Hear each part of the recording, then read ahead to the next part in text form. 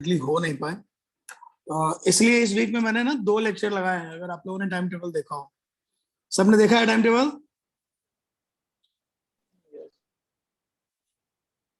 तो अगर आपने टाइम टेबल देखा होगा तो आपको ध्यान होगा कि इस वीक हम लोगों ने ना 2 लेक्चर लगा दिए हैं। और लगाने का पर्पस सिर्फ ये है कि जो टॉपिक हमारा लास्ट बार रह गया था उसको हम कर पाए। ठीक है, सबसे पहले मुझे याद दिलाओ कि हम लोगों ने क्या शुरू किया था, सो दैट मैं उसको आगे बढ़ा सकूं इन यस बिटवीन। सर। हाँ, जरा मुझे याद दिलाओ क्या शुरू किया था। सर हमने लास्ट क्लास में डीपीटी सॉल्व किए थे, डीपीटी 3 तक। उसके बाद हम लोग करने ही वाले थे एक टॉपिक, उसके बाद हम लोग ने स्टॉप कर दिया था। कौन टॉपिक सा एक टॉपिक सेकंड शुरू देख के करने वाले थे बताता हम हूँ, लोग? देख के बताता हूँ सर। देख के बताओ। Model of atom. शायद बोर शुरू कर रहे थे ना? Bohr model of atom. हाँ बोर मॉडल ही शुरू करने वाले थे। सो उसके अपने थोड़े पॉइंट्स दिखाए। इसलिए चलो कोई नहीं, अब हम शुरू कर लेते हैं उसको। फिलहाल तो जितना टाइम है, जितना वक्त है हमारे पास, सो चलो बोर्स एटॉमिक मॉडल हम शुरू करने वाले हैं। और इनफैक्ट शुरू कर ही रहे थे कि गड़बड़ हो गया था ना। चलो मुझे याद आ रहा है। तो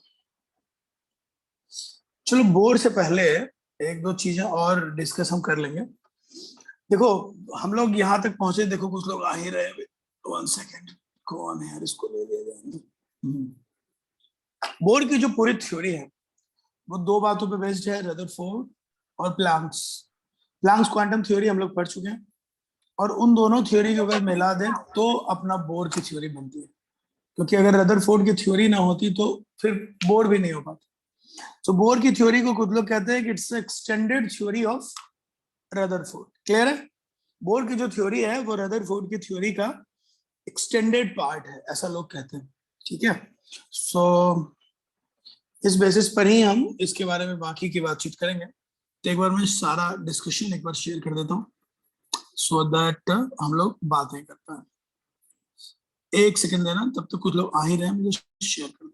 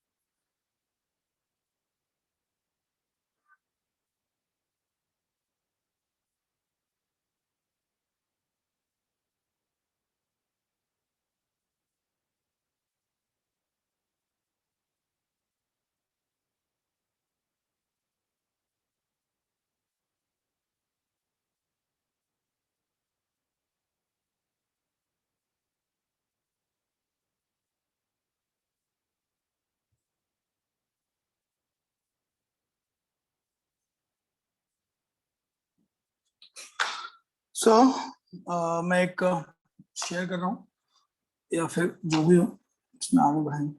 सब लोग बोर से एटॉमिक मॉडल शुरू कर लेंगे, फिर जो भी बातें हैं। सो यहाँ से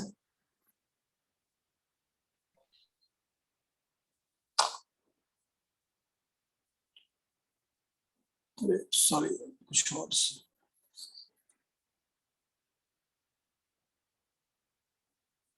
नो प्रॉब्लम। चलो मैं लिखवा रहा हूँ शो। यार ये लोग आ ही रहे हैं ना, प्रॉब्लम ये हो रहा है। तो हम लोग एक फिक्स टाइम क्यों नहीं कर रहे हैं भाई? और उस टाइम पे हम लोग क्यों नहीं आ रहे? आधी जनता जो है आ ही रही है। इस चक्कर में क्या हो रहा है कि बार बार मुझे जाके उनको ये गड़बड़ हो रहा है। चलो ठीक है, नो प्रॉब्लम। फिलहाल मैं बढ़ता हूँ आगे और शुरू करते हैं। सब लोग आ जाओ, लिखना शुरू करो। किसी को कोई दिक्कत हो तो मुझे बताएगा। और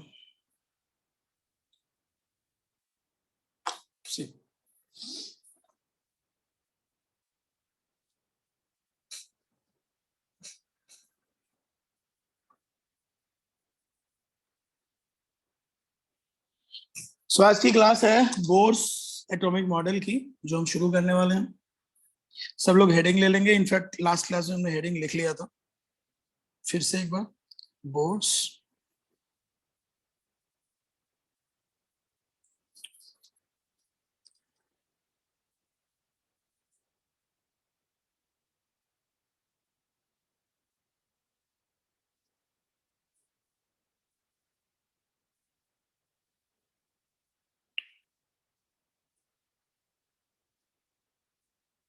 ये हमारा आज का क्लास है। इसके बारे में कुछ भी लिखवाया था क्या मैंने लास्ट क्लास में? हाँ सर, 4 पॉइंट्स लिखा है। 4 पॉइंट लिखवाए थे। क्या क्या था वो 4 point? Sir, electrons orbit the nucleus at a fixed distance. Each orbit is associated with a different energy level. Energy level is quantized. Bohr developed a model for hydrogen atom and hydrogen like one electron species, hydrogenic species. He applied quantum theory in considering the energy of an electron bound to the nucleus. Okay, हाँ तो काफी बातें लिखवा देती। Good, बहुत बढ़िया, तो अच्छी बात है। एक दो चीजें काफी हम लोगों ने ले लिया था, थोड़ा आगे बढ़ेंगे। अब मैं थोड़े इंपॉर्टेंट पॉइंट की तरफ बढ़ूंगा। छोटी मोटी बातें हमने कर ली थी। मैंने 2 बात की थी कि देखो, हर जो जितने भी हमारे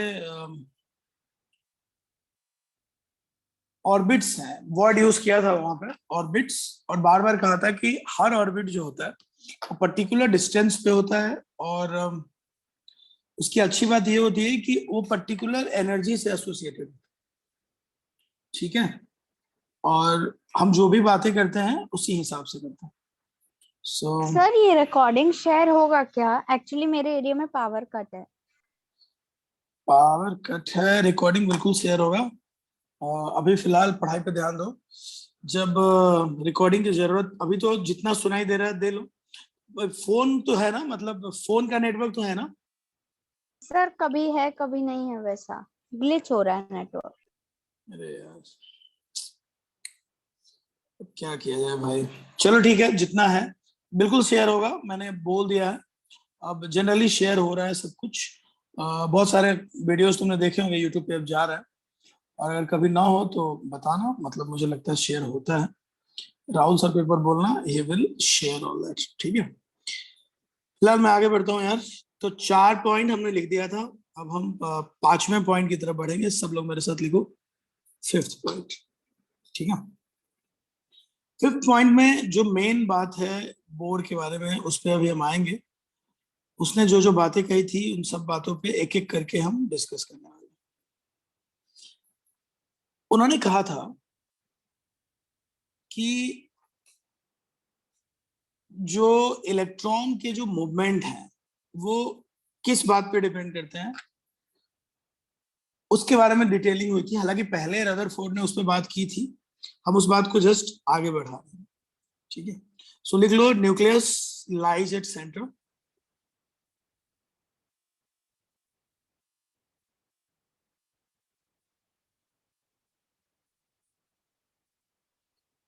ये कोई नई बात नहीं है, ये रदरफोर्ड वाला पॉइंट है। Lies at centre of atom and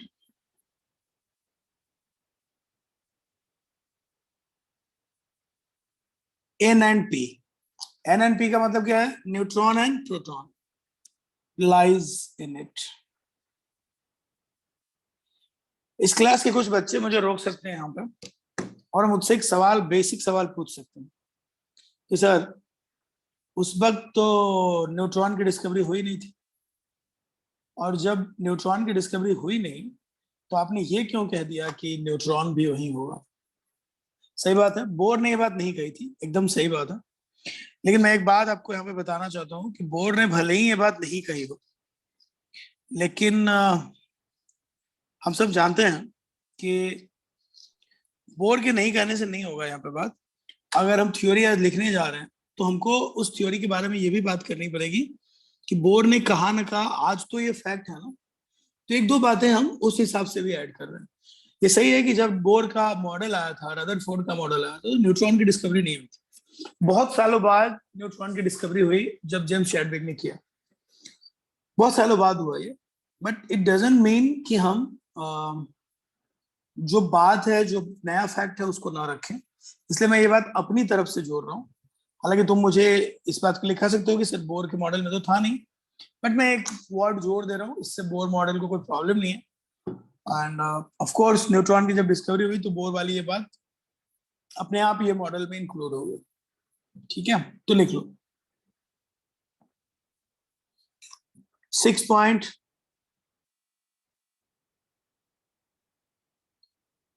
electrons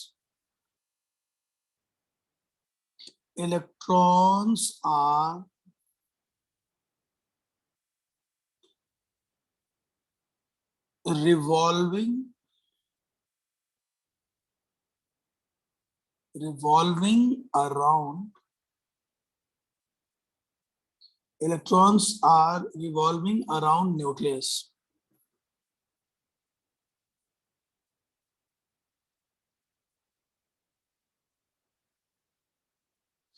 Around nucleus in spherical path.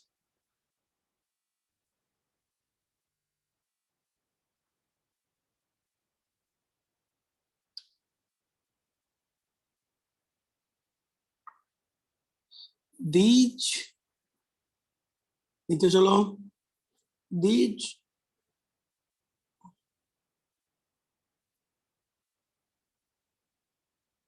Actually circular path भी कह सकते हो। These circular paths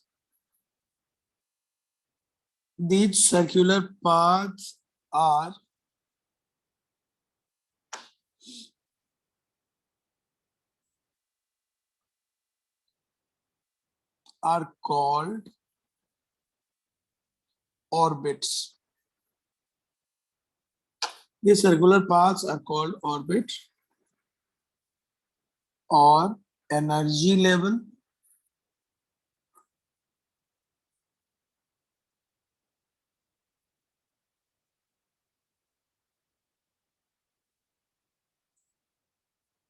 ठीक है,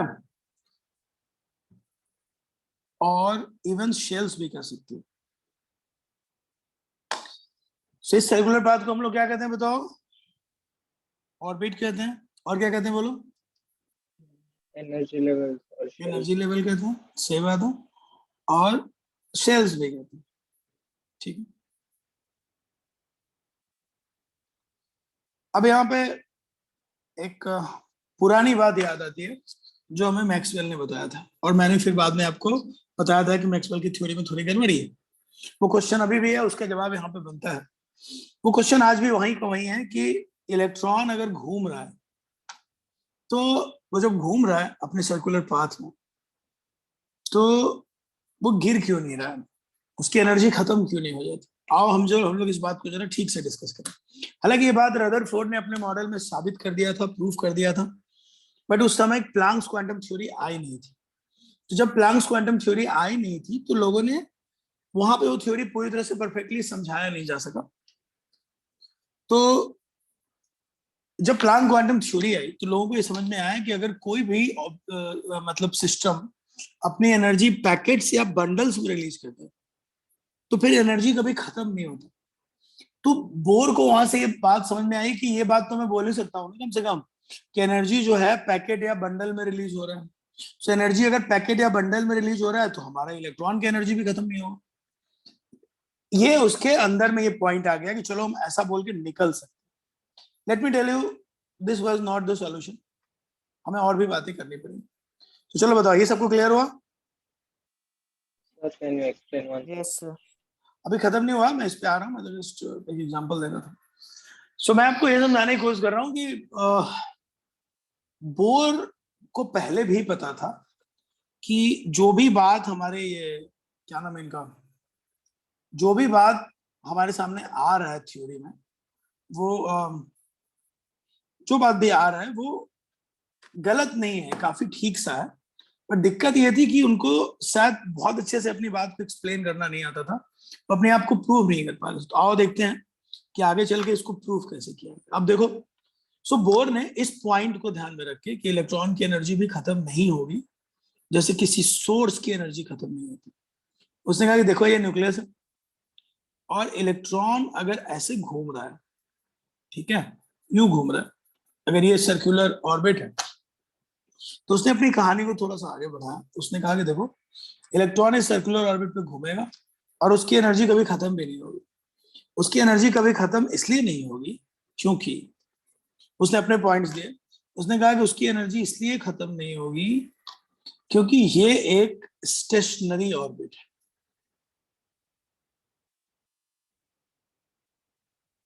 सब लोग लिख लेंगे।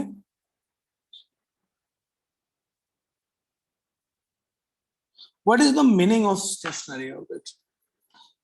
उसने कहा कि इलेक्ट्रॉन जिस तरह के ऑर्बिट में घूमते हैं वो कोई कॉमन ऑर्बिट ना होकर ये स्टेशनरी ऑर्बिट होते हैं। अब सबने पूछा कि स्टेशनरी ऑर्बिट क्या होता है भाई? तो उन्होंने कहा स्टेशनरी ऑर्बिट एक ऐसा ऑर्बिट है जिसके अंदर अगर इलेक्ट्रॉन एक बार चला जाए, इसमें अगर घूम रहा है, तो इलेक्ट्रॉन को इसके अंदर घूमने के लिए एनर्जी की कोई जरूरत नहीं। ये इसमें अलग अलग जगह पे घूम सकता है। एनर्जी की जरूरत दो जगह पड़ने वाली है, जब वो इस लेवल से किसी और लेवल में जाएगा या जब ऊपर से नीचे आएगा, मतलब जब चेंज होगा। पर्टिकुलर इस ऑर्बिट में घूमने के लिए उसको एनर्जी की जरूरत नहीं है, ठीक है, ऐसा उन्होंने बोला। हम इसे टेक्निकली परफेक्टली आपको समझाते हैं। इसको समझने के लिए, इस स्टेशनरी ऑर्बिट के कॉन्सेप्ट को समझने के लिए पहले ये सोचो कि सन जो है, अर्थ जो है, वो सन के चारों ओर घूमता है ना? बताओ सच सच। Yes. अब बताओ Yes, अर्थ को एनर्जी कौन देता है? बोलो, अर्थ को एनर्जी देने वाला कौन है? कोई? अर्थ को एनर्जी कौन देता है बताओ? Sun. क्या हम बोल सकते हैं कि अर्थ को एनर्जी देने वाला कोई है? Yes. हमारे पास ऐसा कोई आंसर नहीं है Gravity. इसमें बोल सकते। वही तो जवाब है। सोचो ग्रेविटी कैसे देती होगी, क्या करेगी ग्रेविटी? ये बिल्कुल सच है कि अगर ग्रेविटी खत्म हो जाए ना, So तो gravitational शायद, pull. हाँ शायद अर्थ सन में चला जाए। तो देखो, जैसे अर्थ और सन के बीच में ग्रेविटेशनल फोर्स होता है, और ग्रेविटेशनल फोर्स होता है दुनिया में जब भी कोई मास हो M1 M2, तो उनके बीच में जब ग्रेविटेशनल फोर्स होता है तो पता है कितना फोर्स लगाता है? उन लोगों ने पढ़ा होगा 9th-10th में, G m1 m2/r²। याद है सबको? ये दो मास के बीच में ग्रेविटेशनल फोर्स लगता है। सबको याद है ये बात? बोलो है ना? Yes sir. Yes, sir. ठीक वैसे ही जब दो चार्ज होते हैं ना, Q1 और Q2, तो इनके बीच में कोलंबियन अट्रैक्टिव फोर्स होता है। कूलम्ब्स लॉ के हिसाब से वो कहता है कि इनके बीच जो फॉर्मूला लगता है, जो फोर्स लगता है, वो है K(Q1 Q2/r²। Can you see the similarities between these two formula? Yes. ध्यान से देखो, दोनों की सिमिलरिटी को समझो। जो लोग फिजिक्स पढ़ते हैं उनको पता होगा एक फील्ड होता है कंजर्वेटिव फील्ड। कंजर्वेटिव फील्ड में रिजल्टेंट जो होता है फोर्स का हमेशा जीरो होता है। रिजल्टेंट वर्क डन हमेशा जीरो होता है। जैसे ग्रेविटेशनल फोर्स, ये रिजल्टेंट है। यहाँ पे मैं इसको लेके आया पेन को, यहाँ पे mgh इसके ऊपर लग रहा है, ठीक है? mgh कौन लगा रहा है? हम लगा रहे हैं, इसलिए यहाँ तक पहुंचे। और एट द मोमेंट अर्थ भी इसको अपनी ओर खींच रही है। अगर मैंने इसको छोड़ दिया तो ये नीचे गिर जाएगा। इसको बोलते हैं कंजर्वेटिव फोर्स। जहां पे आप अगर एक्सटर्नल फोर्स हटा लेंगे तो वापस से उसकी पोजीशन वही हो जाएगी जहां से आप उठा के लाए थे। स्प्रिंग फोर्स कंजर्वेटिव फोर्स होता है। वैसे ही इलेक्ट्रोस्टैटिक फोर्स जो दो चार्ज के बीच में लगता है, वो भी एक कंजर्वेटिव नेचर का फोर्स। तो कंजर्वेटिव फील्ड में नेट वर्क डन हमेशा जीरो होता है। क्या बोल रहा हूं? नेट वर्क डन जीरो, क्योंकि हमेशा आप जो फोर्स लगाते हो वो किसी के अगेंस्ट लगाते हो। तो अगर कोई चार्ज यहाँ पे है तो एक्चुअली यहाँ पे नहीं होना चाहिए, क्योंकि इनके बीच में अट्रैक्शन होना चाहिए या तो रिपल्सन होना चाहिए। अगर कोई यहाँ पे टिका हुआ है तो शायद इसलिए कि ये दोनों भी कुछ ऐसा कर रहे हैं जो उस फोर्स को अगेंस्ट कर रहे हैं और एक दूसरे के अंदर नहीं जा रहे या दूर नहीं जा रहे। इस तरह के जो फोर्स होते हैं वो कंजर्वेटिव नेचर वाले होते हैं। सो मैं ये कहने की कोशिश कर रहा हूं कि ग्रेविटेशनल फोर्स और इलेक्ट्रोस्टैटिक फोर्स ये सिमिलर टाइप के फोर्स। कौन से फोर्स? क्या लिख रहा हूं मैं? Gravitational force. अब देखो नीचे क्या लिख रहा हूं? Electrostatic force. इन दोनों के बारे में कौन सी नई बात बता रहा हूं मैं? क्या बोल रहा हूं? ये दोनों कैसे फोर्स होते हैं, बोलो? सिमिलर। Similar. सिमिलर नेचर के। सो अर्थ वाले के, जब हम प्लैनेटरी मोशन की बात करते हैं तो वहां पे अर्थ सन के चारों ओर घूमते रहते हैं, और वहां पे हम लॉजिक ये देते हैं कि उनके बीच में ये वाला फोर्स है, के G m1m2/r², और यही रीजन है उसके मूवमेंट। जिस दिन उनके बीच की ग्रेविटेशन खत्म हो जाएगी, शायद अर्थ सन में चला जाए। सिमिलर चीज यहां भी है, जब इलेक्ट्रॉन की चार्ज खत्म हो जाएगी तो इलेक्ट्रॉन न्यूक्लियस में शायद चला जाए। सो हर एक कंप्लीट रिवॉल्यूशन के बाद उनको फिर से एक एनर्जी मिलती है बिकॉज ऑफ दैट इलेक्ट्रोस्टैटिक, और वहां पे because of that gravitational force. मैं और डिटेल में इस पे बात करूंगा, तो शायद ये एक अच्छा तरीका है बात को कहने का। सो कोई कह सकता है कि जो चीज प्लैनेटरी मोशन में होता है वही चीज यहाँ होता है। यानी किसी तरह अगर इलेक्ट्रॉन उस पर्टिकुलर शेल में चला गया, तो उस शेल में जाने का मतलब है कि इलेक्ट्रॉन की एनर्जी उस पर्टिकुलर सेल से मैच करती है। मान लो इलेक्ट्रॉन सेकंड सेल में, सेकंड ऑर्बिट में, मतलब इलेक्ट्रॉन की एनर्जी उस सेकंड को मैच करती है। मान लो इलेक्ट्रॉन फर्स्ट सेल में, तो फर्स्ट सेल को मैच करती है। मान लो इलेक्ट्रॉन थर्ड सेल में, तो थर्ड को मैच करती है। मतलब ये हुआ कि इलेक्ट्रॉन जिस शेल में होगा वो उस एनर्जी को मैच करेगा। अब उसमें घूमने के लिए कोई खर्चा करने की जरूरत नहीं है। तुमने एक वर्ड सुना होगा, इक्विपोटेंशियल सरफेस, नाम सुना है फिजिक्स में? एक सरफेस होता है जिसके अंदर हर पॉइंट पे पोटेंशियल सेम होता है। सो उस इक्विपोटेंशियल सरफेस पे अगर तुम कोई चार्ज लेके जाओगे तो तुमको कोई भी वर्क डन करना नहीं पड़ेगा। क्यों नहीं करना पड़ेगा? क्योंकि हर एक पॉइंट पे पोटेंशियल क्या है, बोलो? सेम। सेम है। उसी तरह जब हम बात करते हैं किसी सर्कुलर ऑर्बिट की, तो हम कहते हैं कि उसमें घूमने के लिए इलेक्ट्रॉन को कोई एनर्जी की जरूरत नहीं है। हाँ, एनर्जी की जरूरत शायद पड़ेगी जब वो उस लेवल से बाहर आएगा या किसी और लेवल पे जाएगा। पर्टिकुलर उस लेवल में उसको किसी भी एनर्जी की जरूरत नहीं। ठीक। somebody is waiting in waiting room. अच्छा, क्यों वेटिंग रूम में यार? क्लास ना ले अब हम सबको वेटिंग रूम से अंदर लेते रहे? अरे यार, बीच में चले गए होंगे बेचारे, कोई बात नहीं, चलो वापस आते हैं। सो मैंने आपको एक नई बात बताई, उसका नाम क्या बताया? Stationery orbit. सो लिख लो,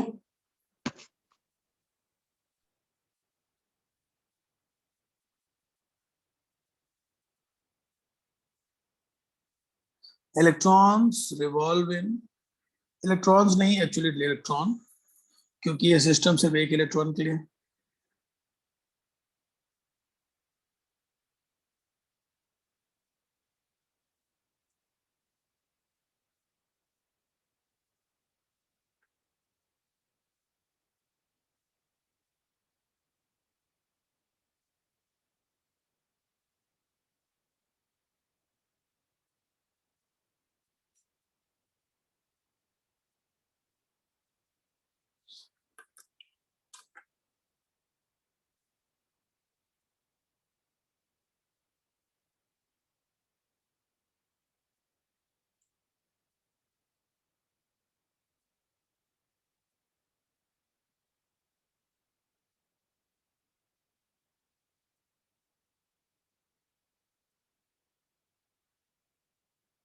So I'm not able to see your screen. Can I rejoin?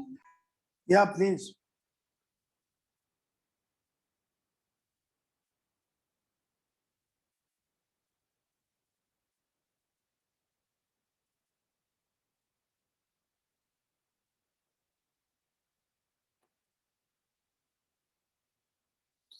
So electron revolves in stationary orbits. There is no loss or gain of energy during revolving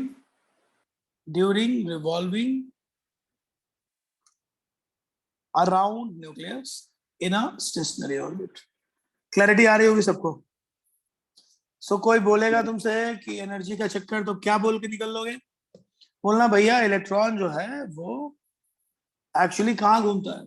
stationery Stationary orbits में। और stationery orbit में घूमने के लिए कोई electron का खर्चा नहीं है, बस इलेक्ट्रॉन को उस स्टेशनरी ऑर्बिट के एनर्जी को मैच करना पड़ेगा। ठीक है, और बिकॉज मैच करना पड़ेगा, ये मेन चक्कर है। मैच कर जाए फिर वहां पे जाने के लिए कोई खर्चा करने की जरूरत नहीं। ठीक है, आगे बढ़ते हैं, नेक्स्ट पॉइंट लेते हैं। सो अभी आपने देखा स्टेशनरी ऑर्बिट के कॉन्सेप्ट को, अब मैं बढ़ रहा हूं नेक्स्ट की तरफ। सब लोग ध्यान देंगे पूरी तरह से यहाँ पे फोकस, तो ये बात पूरी समझ में आएगी। आगे बढ़ू मैं। Yes. अब जो नेक्स्ट मुद्दा है, नेक्स्ट बात है, मैं उस पर आता हूं। देखो, जो भी ऑर्बिट न्यूक्लियस के पास होते हैं, जो भी ऑर्बिट न्यूक्लियस के पास होते हैं, उनकी एनर्जी लेवल कम होती है, और जैसे जैसे हम दूर जाते हैं वैसे वैसे एनर्जी लेवल क्या होता है? बढ़ता जाता है। समझे? सो अगर ये के है, ये एल है, ये एम है, ये एन है, ये ओ है, ये पी है। के एल एम एन क्या है भाई? Shell. Orbits. So these are the orbits. So याद ये रखना है कि orbits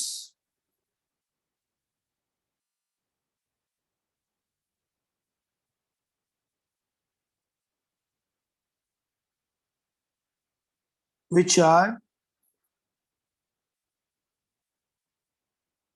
closer to nucleus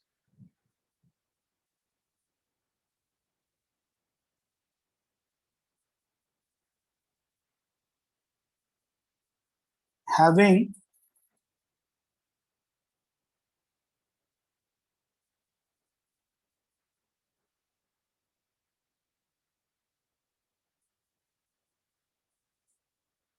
lower energy and orbits which are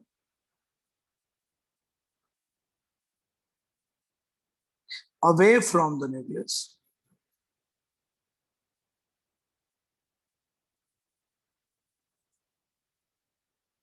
are having higher energy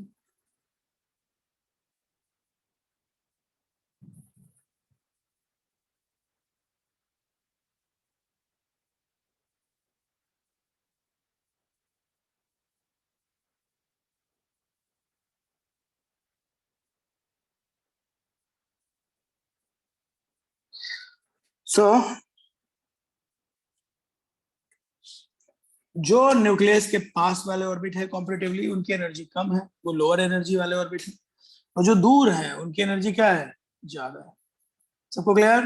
ये बात आगे समझ में आएगी। कैसे इसको मैं प्रूव करूंगा आगे वाले टॉपिक्स में, अभी तो लिखते चलो। ठीक,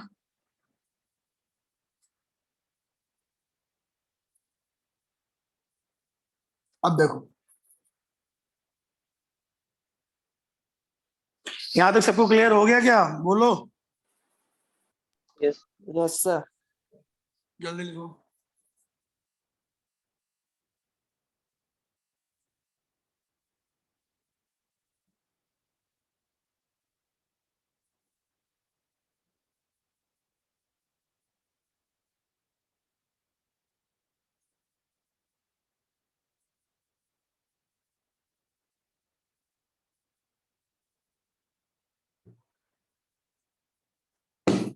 डन।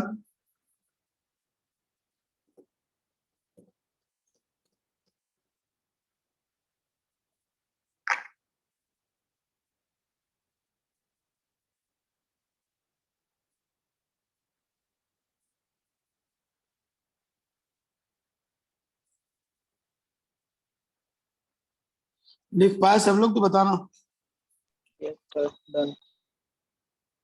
क्या बच गया।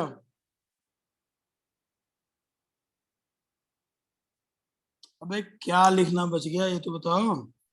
Complete. कंप्लीट हो गया था। Okay good good.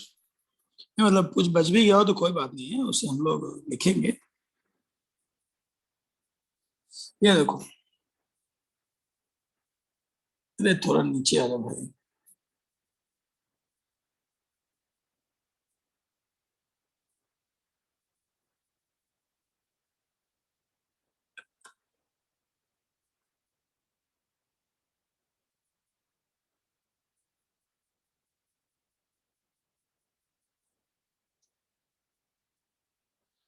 ये मैं थोड़ा बड़ा कर रहा हूँ।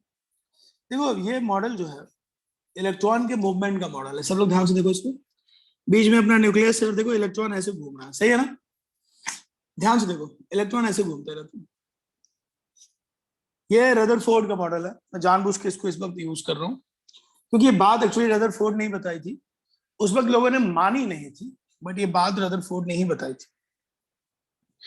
इलेक्ट्रॉन ऐसे ही घूमते रहते हैं, ठीक है, अलग अलग ऑर्बिट्स में।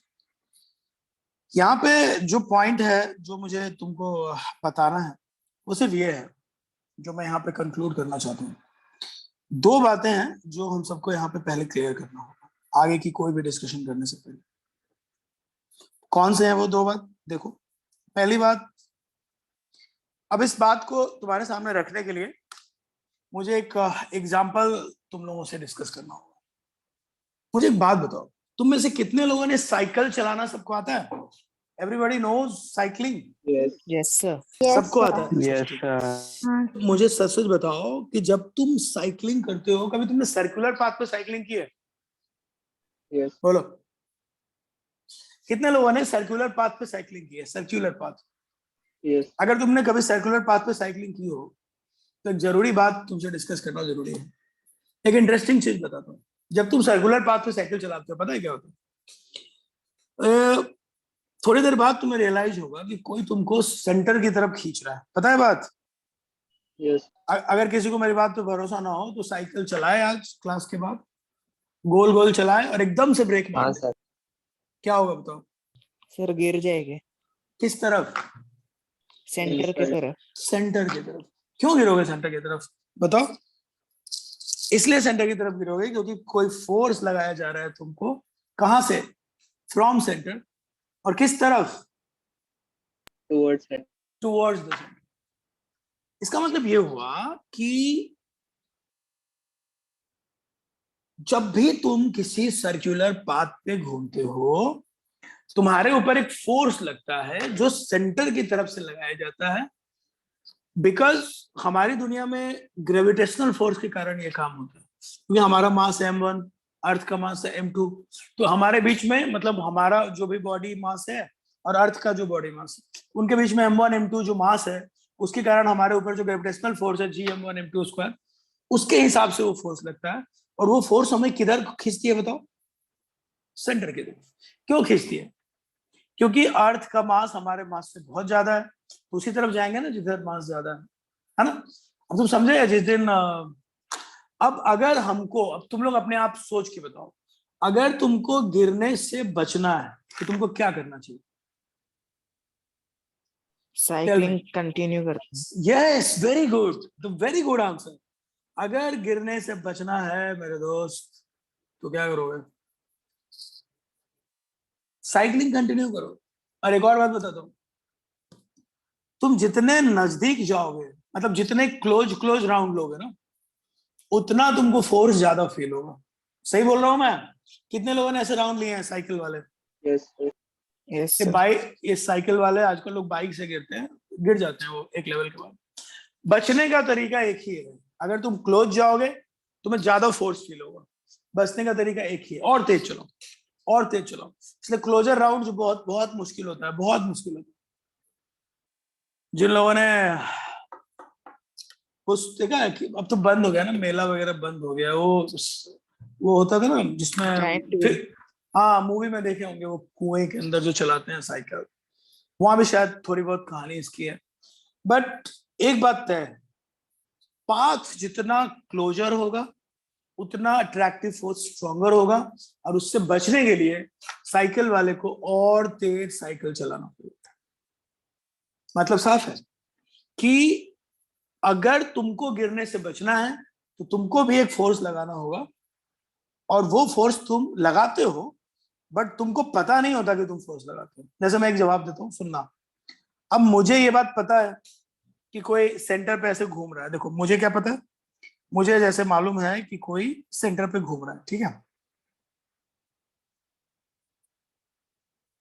अब मुझे ये बात मालूम है कि कोई सेंटर पे घूम रहा है। अब सिचुएशन ये है कि अगर कोई सेंटर पे घूम रहा है तो क्वेश्चन ये उठता है कि मान लो ये हमारा ये राउंड राउंड ऐसे लगा रहा है, यूं ऐसे घूम रहा है। अब ये जो सेंटर है यहाँ पे, वो इलेक्ट्रॉन घूम रहा है तो इलेक्ट्रॉन को अंदर की ओर खींच रहा है। ठीक वैसे ही जैसे जब हम साइकिल चलाते हैं तो गिर जाते हैं। तो जिस तरह से हम बचने के लिए साइकिल तेज चलाते हैं, वैसे इलेक्ट्रॉन भी क्या करता है, मूव करते रहता है।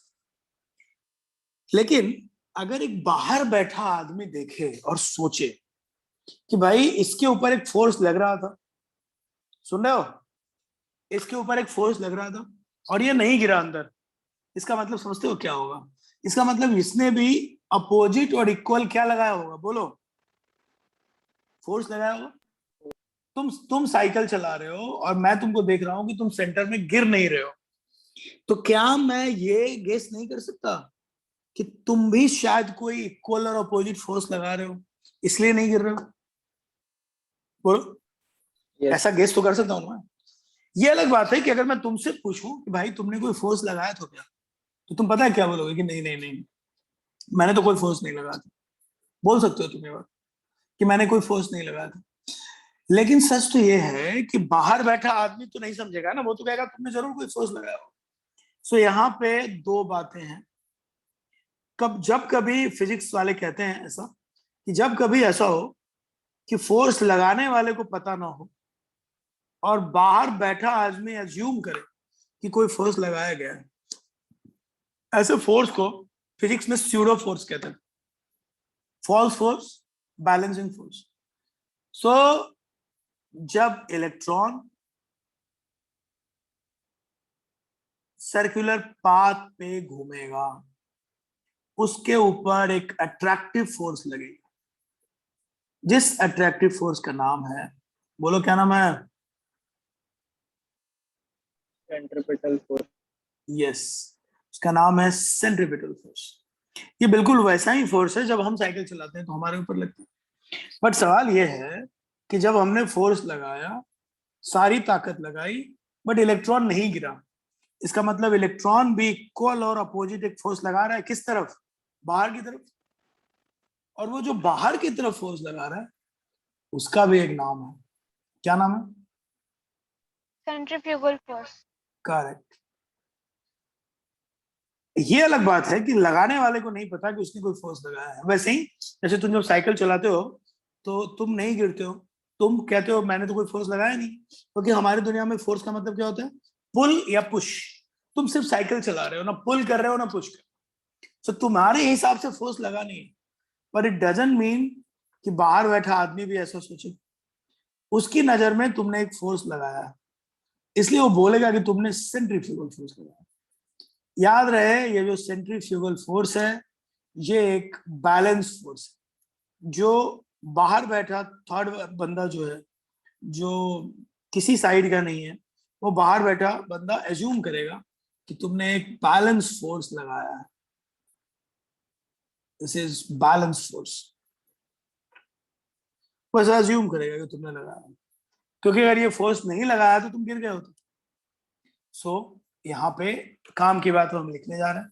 इलेक्ट्रॉन के ऊपर सेंट्रीपिटल फोर्स लगता है, और जब इलेक्ट्रॉन के ऊपर सेंट्रीपिटल फोर्स लगता है तो इलेक्ट्रॉन को गिरने से बचने के लिए इलेक्ट्रॉन भी एक सेंट्रीफ्यूगल फोर्स लगाता है।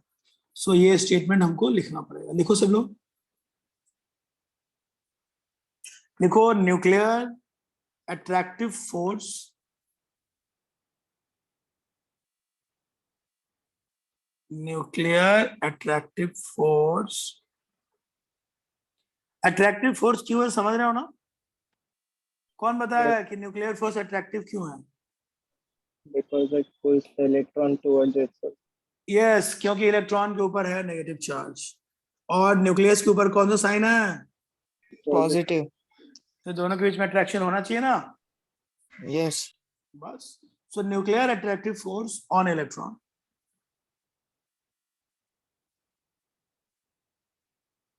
लिखते चलो। Nuclear attractive force on electron is balanced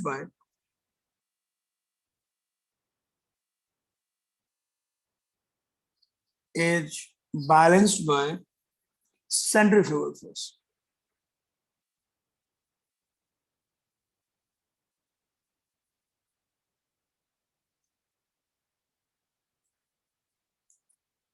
सब लोग देखेंगे इसको और समझने की कोशिश करेंगे।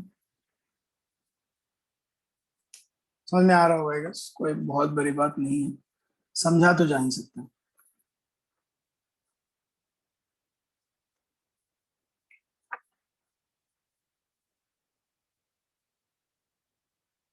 Nuclear attractive force on electron is balanced by centrifugal force.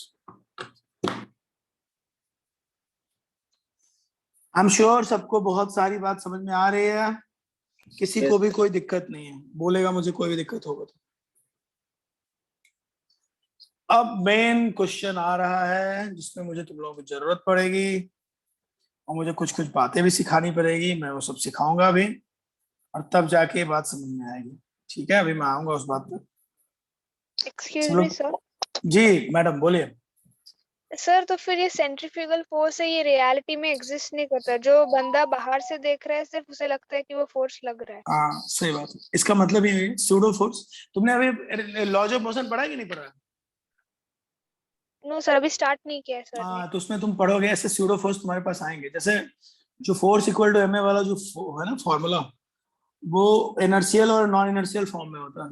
तो कई बार हम उसमें सूडो फोर्स लगा के बैलेंस करते हैं। फिजिक्स में ऐसा माना जाता है कि कई बार हम बैलेंस फोर्स लगाते हैं जो सच में एग्जिस्ट नहीं करता। तुम खुद बोलो ना, तुम साइकिल चला रहे हो और तुम नहीं गिर रहे हो, है ना? नहीं गिर रहे हो, इसका मतलब कोई फोर्स लग तो रहा है ना, लेकिन तुम नहीं लगा रहे हो। तुम लगा रहे हो, तुम तो साइकिल चला रहे थे, तो एक तरह से फॉल्स फोर्स ही हुआ ना। तो दुनिया के लिए फोर्स है बट सच में नहीं है, थोड़ा अजीब सा लाइन है। फिजिक्स वाले सर से पूछना वो तुमको ज्यादा बढ़िया बताएंगे कि what is pseudo force, what is balancing force. शायद लॉज ऑफ मोशन का जब समय आएगा ना तो तुम ज्यादा अच्छा मेरी बात सीख समझ पाओगे। इस वक्त तो मान लो कि ऐसा होता है। ठीक है, यस सर। एक बार देखना जैसे ही ये लॉज ऑफ मोशन आएगा तो उस समय जब सर पढ़ाएंगे तुम्हें न्यूटन्स लॉज ऑफ मोशन, फिर तुम्हें वो इनर्शियल फ्रेम और नॉन इनर्शियल फ्रेम इसे जब पढ़ाना शुरू करेंगे तब वो तुमको बताएंगे कि सूडो फोर्स क्या होता है, तो तुम ज्यादा अच्छा सीख पाओगे। मैं तो बस तुम्हें कुछ कुछ बता रहा हूँ जो केमिस्ट्री के रेंज में आके मुझे फिजिक्स के बारे में बोलने की परमिशन है ना। चलो, लेकिन बात तुम बिल्कुल ठीक कर रही हो, ऐसा ही होता है। अच्छा था, लाइन बहुत अच्छी तुमने बोली, वेरी गुड। चलो हम आगे बढ़ते। अबे बाकी लोग भी समझ रहे हो game? Yes. Yes sir. Yes, sir. Yes, sir. 9-10 में जैसा बोरिंग तुमने सोचा था ना, ऐसी केमिस्ट्री बोरिंग नहीं होती, इंटरेस्टिंग है। तुम्हें लगता होगा बोरिंग है बट है नहीं भाई, सब एकदम दिमाग खोल देने वाला है। चलो अब देखो, हम तुम्हें फिजिक्स की कुछ कहानियां सिखाते हैं, उसके बिना तुम समझ नहीं पाओगे। देखो भाई, अभी हमने तुमको थोड़ी देर पहले कोलंबियन अट्रैक्टिव फोर्स के बारे में बताया था।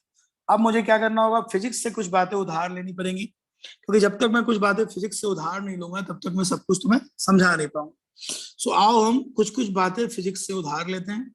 सबसे पहले हम उधार लेंगे कूलम्ब्स लॉ। हेडिंग लो सब लोग, मतलब इसी में थोड़ा थोड़ा सीखते चलते हैं यार, यहीं पे क्या करना है। कूलम्ब्स लॉ बोर्ड का पार्ट नहीं है बट बिना इसके सीखा नहीं जा सकता। अरे यार ये क्या चल रहा है, एक मिनट रुकना यार।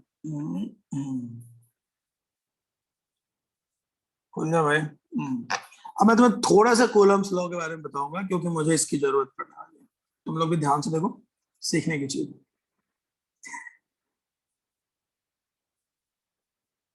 सब लोग लिखेंगे? कूलम्ब्स लॉ थोड़ा हमको सीखना पड़ेगा, इसकी जरूरत पड़ेगी। लिखते चलो सब लोग मेरे साथ कि कूलम्ब्स लॉ क्या होता है। सबसे पहले हम लिखने वाले हैं कूलम्ब्स लॉ के हिसाब से। देखो, अगर Q1 and Q2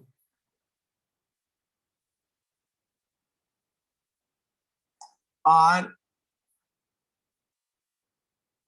magnitudes of charges. दो चार्ज हैं जिनका मैग्नीट्यूड अगर Q1 एंड Q2 है, ठीक है, तो इनके बीच में एक फोर्स एग्जिस्ट करता है। इस फोर्स का फॉर्मूला है K Q1 Q2 by R। देखो जल्दी, R क्या है भाई? R है डिस्टेंस ऑफ सेपरेशन किसके बीच? ये भी फिजिक्स में तुमको सिखाया जाएगा, मैं बस थोड़ा सा बता रहा हूं। कूलम ने क्या कहा था, जल्दी से बताओ मुझे, कि अगर दो चार्ज हो Q1 Q2 तो उनके बीच में एक फोर्स लगेगा। अभी अट्रैक्टिव होगा कि रिपल्सिव होगा वो डिपेंड करेगा उनके नेचर पे। अगर मान लो कि अगर अपोजिट होगा तो अट्रैक्टिव होगा, अगर ये सेम होगा तो रिपल्सिव होगा, बट फोर्स का मैग्नीट्यूड यही होगा जो मैंने यहाँ पे मेंशन किया, ठीक है।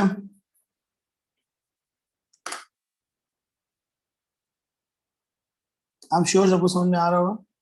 इसकी जरूरत अभी पढ़ने वाली है, इसलिए मजबूरी में मैं इसको लिख रहा हूँ, वरना फिजिक्स के चक्कर में कौन पढ़े भाई। हमारा केमिस्ट्री आसान सब्जेक्ट है,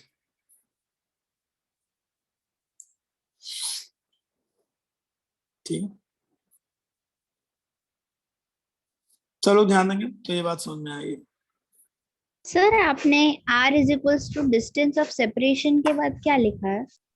सेपरेशन बिटवीन चार्जेस, ये बिटवीन लिखा है बेटा, शॉर्ट में लिख दिया बिटवीन, ठीक है। Yes sir. ठीक, सो आसान है, कोई दिक्कत नहीं इसमें, सबको समझ में आएगा एंड बड़े आराम से समझ में आएगा। इसमें कुछ ऐसा कोई बड़ा स्टोरी नहीं है। के एक कांस्टेंट है, ऑफ कोर्स सबको पता ही है कि ऐसे कंडीशन में हो ही क्या सकते हैं, एंड ध्यान रखेंगे इसको। के की वैल्यू मीडियम पे डिपेंड करती है, अलग अलग मीडियम में के की वैल्यू अलग अलग होती है, और जब मीडियम चेंज होगा तो के की वैल्यू भी चेंज हो जाएगी, ठीक है। लिख लो के क्या है भाई, के है कूलम्स कांस्टेंट,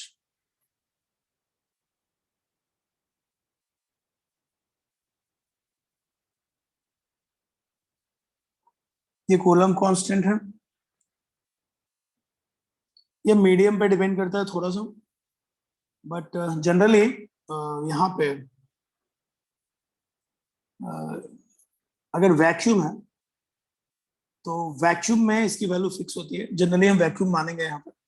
सो यहाँ पे इसकी वैल्यू फिक्स होती है, और वो जो वैल्यू है वो होती है लगभग 8.988 into 10⁻⁹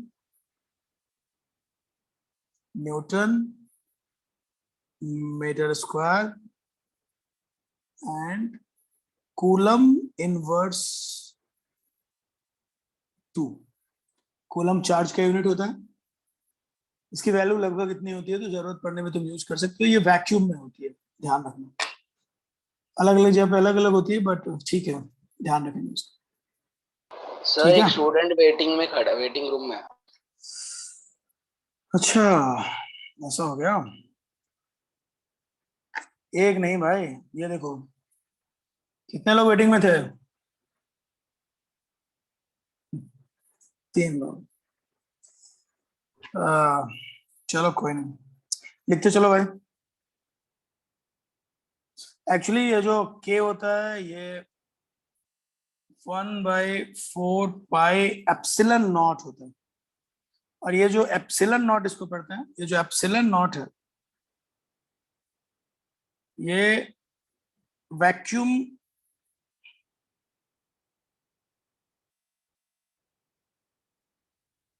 में, ये वैक्यूम इलेक्ट्रिक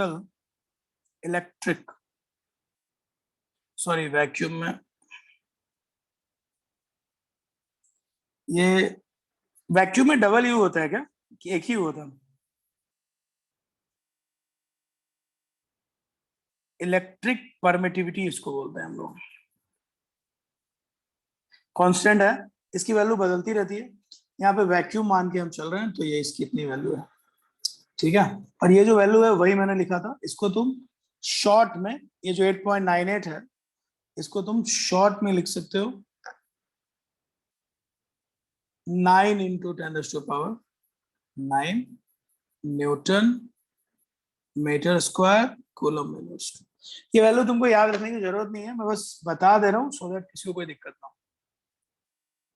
समझ में आ रही क्या बात? सर थोड़ा ऊपर करेंगे, नोट करना। अरे क्यों नहीं करेंगे ऊपर यार, ये लो यहाँ तक कि और ऊपर, और ऊपर सर। अरे ये लो और हाँ सर, कूलम्स से स्टार्ट है बस सर, बस। ओके ओके लिख लो है।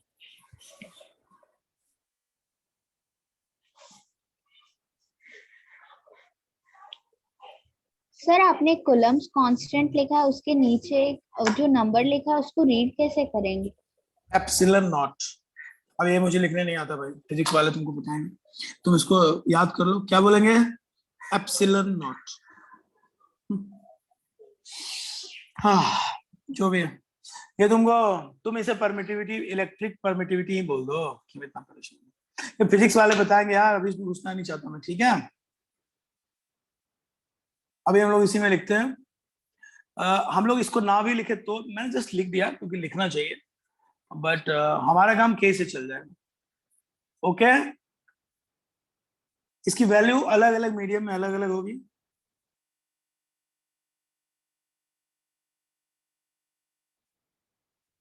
सब ठीक है, के की वैल्यू हर जगह फिक्स्ड होगी ना? हाँ क्योंकि इलेक्ट्रॉन और न्यूक्लियस में तो फिक्स ही होगी, क्योंकि हम वही लगाने वाले हैं, क्योंकि वहां पे तो कोई और मीडियम है नहीं ना। बट हाँ, फिजिक्स वाले प्रॉब्लम में हो सकता है कि की वैल्यू बदले। अगर क्वेश्चन में मीडियम वो बदल देंगे तो ये वैल्यू बदल जाएगी, क्योंकि ये वाली चीज मीडियम पे डिपेंड करेगी। ठीक है, यस सर। अब आते हैं, अब लिखो एक और चीज तुम लोगों को पढ़ाना पड़ेगा मुझे, सब लोग देखेंगे, सर्कुलर मोशन। ध्यान देंगे सब लोग ध्यान से। क्या लिख रहा हूं यहाँ पे मैं? सर्कुलर मोशन, ये भी पढ़ना पड़ेगा। सर्कुलर मोशन क्या सिखाता है, आओ जरा देखो ध्यान से। सर्कुलर मोशन में क्या होता है कि अगर हम में से कोई या कहीं से कोई सर्कुलर पाथ पे घूम रहा हो, ठीक है, तो जब वो सर्कुलर पाथ पे घूमता है, कोई भी घूमे, तो सर्कुलर पाथ पे जब कोई, जैसे इलेक्ट्रॉन यहाँ सर्कुलर पाथ पे घूमता है, तो जब हम नॉर्मल पाथ पे जाते हैं तो, और सर्कुलर पाथ पे घूमते हैं, दोनों में फर्क है। जैसे इलेक्ट्रॉन यहाँ सर्कुलर पाथ पे, तो सर्कुलर पाथ वाला जो मोशन है वो सर्कुलर मोशन। और तुम्हें याद होगा कि कॉमन दुनिया में जो लीनियर मोमेंटम होता है वो मास इनटू वेलोसिटी होता है, लेकिन एंगुलर मोमेंटम कितना होता है बताओ मुझे सब लोग? पढ़े हो एंगुलर मोमेंटम? एंगुलर मोमेंटम होता है mvr। m क्या है? मास ऑफ पार्टिकल। v क्या है? velocity of particle.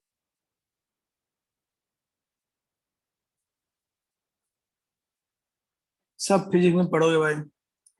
और r क्या है? Radius, distance from the centre.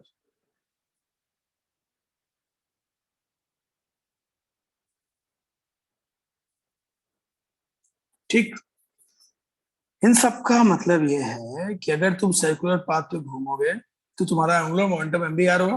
Vector वगैरह पढ़े हो कि नहीं तुम लोग? तो मैं ना जानबूझ के इसके ऊपर वेक्टर वेक्टर नहीं लगा रहा हूँ, क्योंकि मैं अपना केमिस्ट्री के हिसाब से चल रहा हूँ। आगे फिजिक्स वाले इस पे एरो वगैरह लगा सकते हैं, मैं तो बस मैग्नीट्यूड लेके चल रहा हूँ मैं। सो mvr होता है एंगुलर मोमेंटम। तो इलेक्ट्रॉन या कोई भी पार्टिकल, मान लो मैं इलेक्ट्रॉन को हटा देता हूँ यहाँ पे, कोई पार्टिकल है जो घूम रहा है, सपोज कोई भी पार्टिकल ये हो सकता है, जरूरी नहीं कि मतलब सेम ही। मान लो ये ऐसा ऐसा घूम रहा है, ये सेंटर है, तो जो सर्कुलर पाथ पे घूमेगा, मान लो ये सर्कुलर पाथ पे ऐसे घूम रहा है, आगे जा रहा है, तो हर एक पॉइंट पे जब ये जाएगा, ऐसे ऐसे चलेगा सर्कुलर पाथ पे, तो इसको ना यहाँ पे इसके ऊपर क्या होगा, एक पर्टिकुलर वेलोसिटी मेंटेन करना होगा, बट साथ साथ इसके पास एक डायरेक्शन भी होना चाहिए। इसलिए मास इनटू वेलोसिटी के साथ साथ इसके रेडियस वेक्टर भी हम लोग लिखते हैं। तुम्हें पता होगा रेडियस वेक्टर लिखते हैं हम लोग। मैं जानबूझ के वेक्टर के डिफिकल्टीज में नहीं जाना चाहता, बाद में सीखेंगे, लेकिन यहाँ पे बहुत इंपॉर्टेंट है ये, क्योंकि रेडियस वेक्टर ही इसकी सही पोजीशन बताएगी कि कहाँ पे है, कैसा है। तो मोमेंटम वेक्टर क्वांटिटी होती वही है जिसमें डायरेक्शन भी इंपॉर्टेंट है। तो यहाँ पे एक रेडियस वेक्टर से इसको हर एक पॉइंट पे मल्टीप्लाई करना पड़ेगा, तब जाके पता चलेगा। तो इनका एक पर्टिकुलर डायरेक्शन है, ऐसा नहीं कि कहीं भी जा रहे, समझ रहे हो, ये ऐसे जा रहे। ये तो एक बात हुई। दूसरी बात ये हुई, इसलिए मुझे रेडियस वेक्टर वहां पे लगाना पड़ रहा है। दूसरी बात ये हुई कि इनका फोर्स क्या होगा, कितने फोर्स से लोग घूमेंगे। वो मैं सबसे इंपॉर्टेंट पॉइंट पे आ रहा हूँ जो तुमको सीखना है। अगर सर्कुलर पाथ पे मूव करना है, ठीक है भाई, अगर सर्कुलर पाथ पे किसी को भी मूव करना है, तो इसको हर पल हर क्षण कितना फोर्स लगाना होगा पता है? इसको एक फोर्स लगाना होगा जिसको बोलेंगे mv²/r। तो यहाँ पे जो मैं नई बात बता रहा हूं वो है फोर्स। सर्कुलर मोशन, जो सर्कुलर फोर्स है, या तुम बोल सकते हो कि फोर्स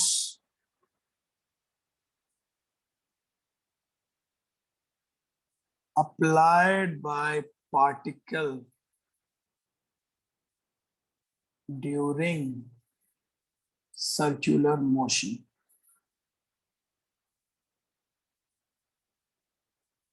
सुन रहे हो? कितने के बराबर होगा बताओ? यानी अगर तुमको सर्कुलर पाथ पे घूमना है भाई, तो तुमको mv²/r के बराबर फोर्स लगाना पड़ेगा।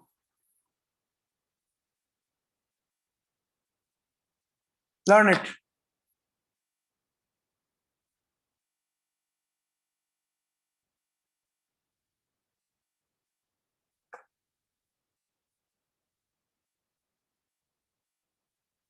ये भी तुमको कहां पढ़ाया जाएगा?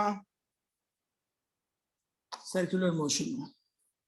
सो आते तुमको फटाफट समझना पड़ेगा। याद आ गया सबको? Yes. ध्यान रखोगे? Yes sir. ये कौन लगाएगा? ये पार्टिकल लगाएगा। ऊपर वाला जो फोर्स हम लोग पढ़ रहे थे वो कौन लगा रहा था? सेंटर लगा रहा था। सब लोग मेरी बात ध्यान से पहले समझ लो, फिर आगे बढ़ना। Excuse me sir. हाँ, सर वो जो F is equal to mv²/r है, क्या वो स्यूडो फोर्स का मैग्नीट्यूड है? नहीं नहीं, हाँ ये स्यूडो फोर्स नहीं है, ये वो फोर्स है। हाँ हाँ, अच्छा उस पे आते हैं। नहीं, अभी तो मैं ये बोलने की कोशिश कर रहा हूँ कि ये वो फोर्स है जो सर्कुलर मोशन के दौरान आपको, हमको या किसी को भी लगाना होगा जो जाएगा। अरे तुम बिल्कुल सही कह रहे हो, बाहर बैठा आदमी यही करेगा कि मैग्नीट्यूड स्यूडो फोर्स के मैग्नीट्यूड के बराबर है। करेक्ट है बिल्कुल बात, ठीक है। क्या बात है, तुमको स्यूडो फोर्स में बहुत मजा आ रहा है? नहीं सर, वो उसमें डाउट आ रहा था इसलिए। नहीं नहीं, वो ठीक है, मत मजा, देख रहा हूँ तुम्हें बहुत मजा आ रहा है स्यूडो वाले वर्ड पे। ऐसा क्यों?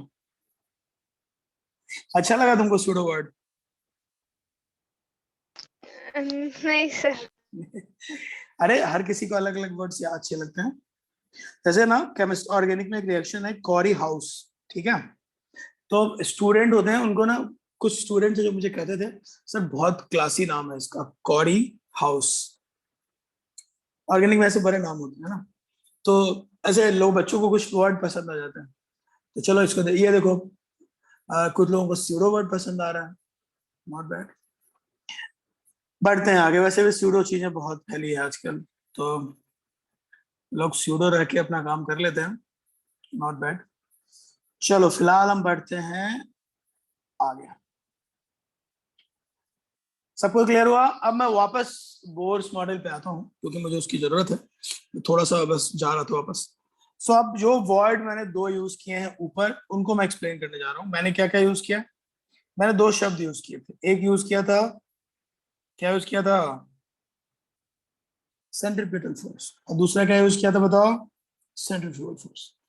अब इन दोनों को समझने का वक्त आ गया है, तो चलो अब हम आते हैं इन एन एटम। ठीक,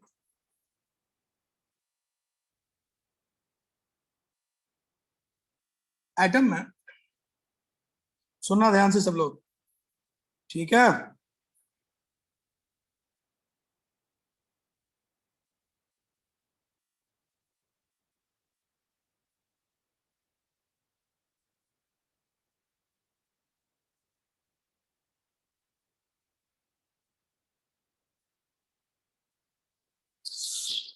एटम में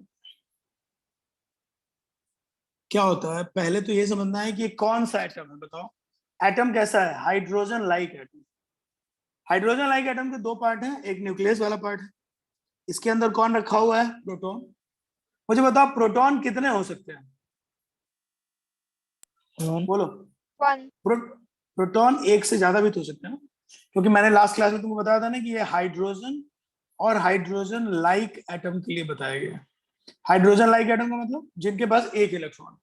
ऐसे देखो, अगर हाइड्रोजन का मामला है तो हाइड्रोजन के पास तो एक प्रोटॉन है, एक इलेक्ट्रॉन। ये मैंने कहा था ना हीलियम प्लस। हीलियम प्लस के पास कितने इलेक्ट्रॉन है बताओ? इसके पास भी इलेक्ट्रॉन कितने हैं? एक। लेकिन कैन यू टेल मी कि इसके पास प्रोटॉन कितने हैं? सर 2. दो। 2. अच्छा, व्हाट अबाउट लिथियम 2+? इसके पास टोटल 3 इलेक्ट्रॉन है, 2 लॉस करवा दोगे तो इसके पास इलेक्ट्रॉन एक है, लेकिन प्रोटॉन कितने हैं? अब ये दोनों हाइड्रोजन नहीं है, बट ये दोनों क्या है बताओ? हाइड्रोजन, बोलो, लाइक Like atom. एटम। सो हमारा बोर का मॉडल इन पे भी कहीं ना कहीं काम करता है। सो हमारा जो बोर का मॉडल है वो हाइड्रोजन लाइक एटम पे काम करता है। तो हमारे बोर मॉडल के हिसाब से हमारा मॉडल इस पे भी काम करता है, इस पे भी काम करता है, इस पे भी काम करता है। सो टेक्निकली इलेक्ट्रॉन तो हमेशा एक ही होगा, लेकिन प्रोटॉन कितना होगा भाई? प्रोटॉन एक से ज्यादा, बोलो, एक से ज्यादा हो सकते हैं. हो सकता है। देखो इसने बोला, बाकी लोग बोल ही रहे नहीं रहे हैं। हो सो सकता है सर। हाँ, और क्या रे, बिल्कुल होना ही पड़ेगा। सो ऐसे केस में अगर मैं निकालने जा रहा हूं यहाँ पे force of attraction between these two, तो अगर मैं इन दोनों के बीच में फोर्स ऑफ अट्रैक्शन लगाने जा रहा हूं तो देखो ये मेरा, तो मुझे तुम लोग दिमाग लगा के बताओ न्यूक्लियस पे कितना चार्ज होगा? अगर एक इलेक्ट्रॉन पे ई चार्ज है और एक इलेक्ट्रॉन और प्रोटॉन के चार्ज सेम होते हैं ना, पता है ना सबको? बोलो। अबे सबको मालूम है कि इलेक्ट्रॉन और प्रोटॉन के चार्ज सेम होते हैं? बोलो। Yes, yes. Yes, sir. और क्या तुमको ये पता है कि दोनों का मैग्नीट्यूड सेम होता है, लेकिन साइन बस अलग होता है। लेकिन अब अगर मान लो कि न्यूक्लियस में 2 प्रोटॉन है तो कितना चार्ज होगा? 2e। और न्यूक्लियस में 3 प्रोटॉन है तो कितना चार्ज होगा बताओ? 3e। और अगर 4 प्रोटॉन है तो कितना चार्ज होगा? 4e। और अगर 5 प्रोटॉन है तो 5e। तो we need to use the formula. The formula is ZE, where ये Z मैंने क्या निकाला भाई? ये Z है चार्ज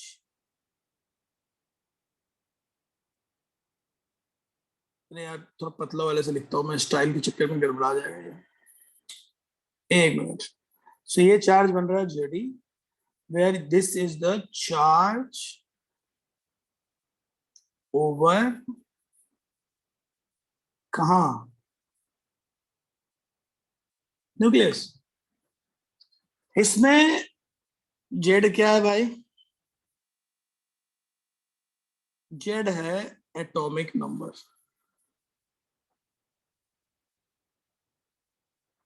और ई क्या है भाइयों?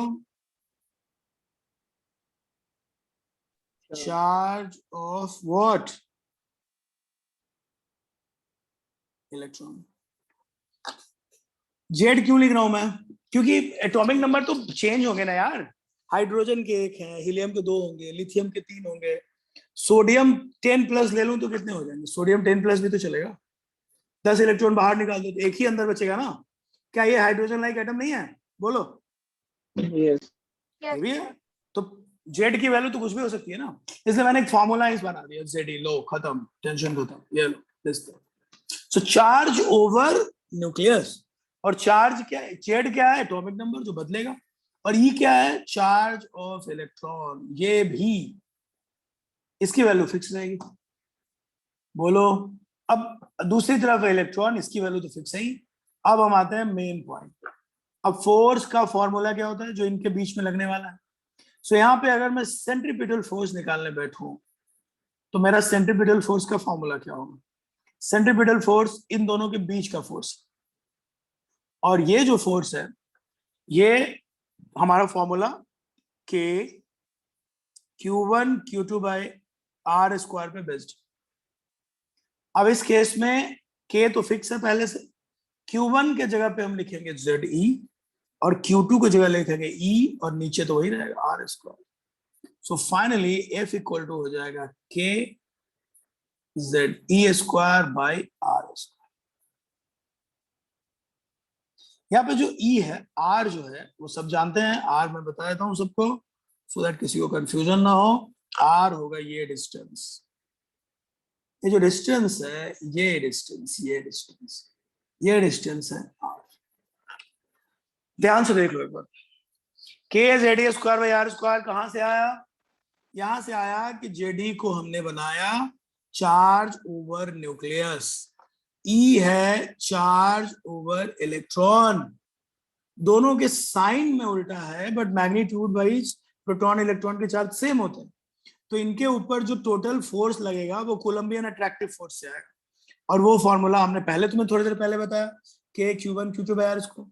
अब यहाँ पे Q1 कितना है? Q1 है प्रोटॉन का चार्ज, और Q2 कितना है? इलेक्ट्रॉन का चार्ज।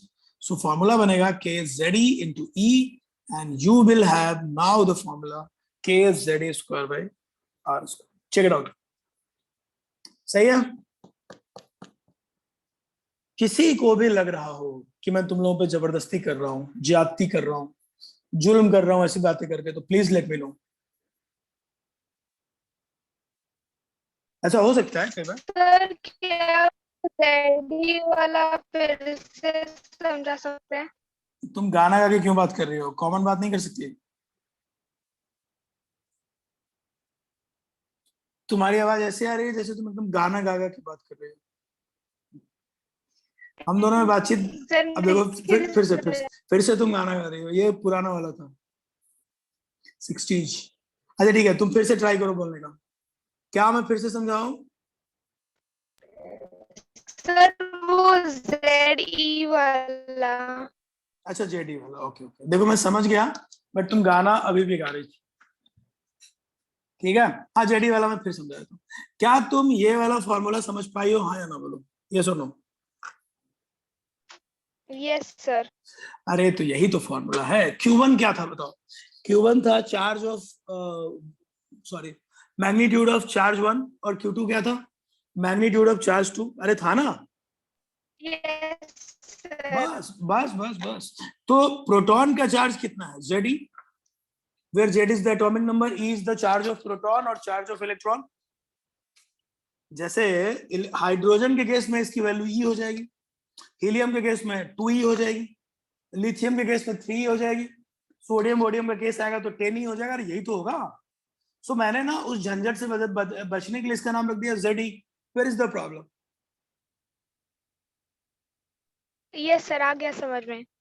गुड, बहुत बढ़िया, बहुत अच्छी बच्ची हो तुम, एकदम तुरंत समझ गए, बहुत बढ़िया। चलो, so force equal to K ZE square by R square. सबको क्लियर है? चलो अरे बोलो यार, इतने तो बोल दिया, बाकी लोग भी मन में मत रखना, बच्चे बहुत नाराज हो जाते हैं, मन ही में रखते हैं सर ने यार हम पे बहुत जुल्म किया है। बोलना सीखो। मेरे को एक और आ रही है गाने की आवाज। ओ ओ ओ हो, ये गाना था। फिर से ट्राई करो, क्या कह रही थी तुम? अरे कोई और है जो इसकी आवाज सुन रहा है ठीक से, कि मुझे गाना में सुनाई दे रहा है?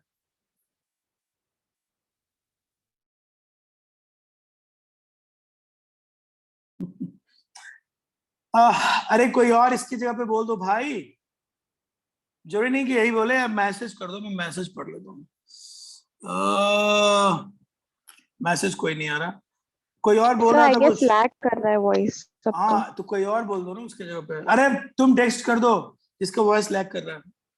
भाई आज मेरा इंटरनेट बिल्कुल ठीक है, ये दूसरे लोगों का इंटरनेट गड़बड़ है यार, ये तो रहेगा प्रॉब्लम, कोई कुछ नहीं कर सकता, कोई बाहर तो नहीं है। चलो ठीक है, मैं बढ़ता हूँ आगे। मुझे टेक्स्ट कर दो, स्क्रीनशॉट लेना है। अच्छा अच्छा, सॉरी सॉरी, ओहो इतनी छोटी बात मैं भूल गया। अच्छा ठीक है, ले लो स्क्रीनशॉट ले लो। मैं तुम्हें स्टार्ट से दिखवाया तो ये लो, ये यहां से लिखो दिस, एक स्क्रीनशॉट यहां तक का लो। हाँ ले लिया यहां तक का? स्क्रीन शेयर में किया था। अरे वो लेना चाहती है, किसी ने मुझे मैसेज किया स्क्रीनशॉट लेना चाह रहा हूँ। एक बार यहाँ का ले लो, फिर यहाँ का ले लो। चलो अच्छा, स्क्रीन शेयर बोला क्या? पता नहीं यार क्या हो पर गया आप मुझे। प्रेजेंट ही नहीं कर रहे हैं। सर सर्कुलर मोशन का नोट्स दिखाइए। अच्छा मैं प्रेजेंट नहीं कर रहा हूँ क्या? ओह आई एम सॉरी, रुको रुको रुको रुको रुको। अरे भाई धोखा हो जाता है, समझ रहे हो? एक सेकंड दो मुझे, कोई स्क्रीनशॉट। हाँ ठीक है, अब दिख रहा है तुमको? हाँ सर। ले लो भाई स्क्रीनशॉट ले लो, जो करना है कर लो। ठीक, डन, मैं आगे बढ़ता हूँ। ये नीचे वाला पार्ट है, ये ऊपर वाला पार्ट है, लेना चाहो ले लो स्क्रीनशॉट। ठीक,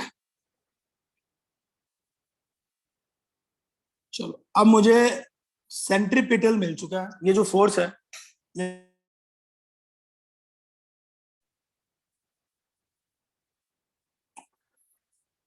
ठीक है। अब मुझे क्या निकालना है? Centrifugal force. सब लोग सुनना, अब क्या होगा जब इलेक्ट्रॉन को सेंटर की तरफ खींचा जाएगा, तो इलेक्ट्रॉन बेचारा क्या करेगा बताओ?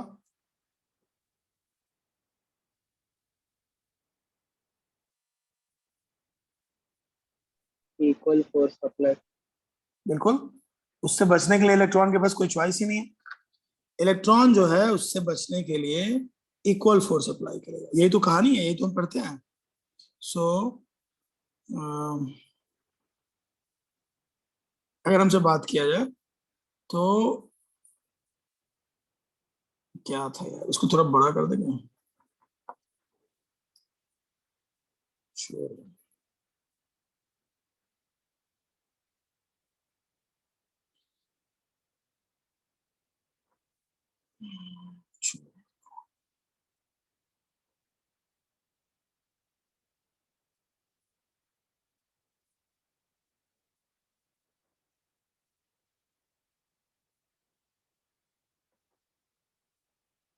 अगर मैं इसको,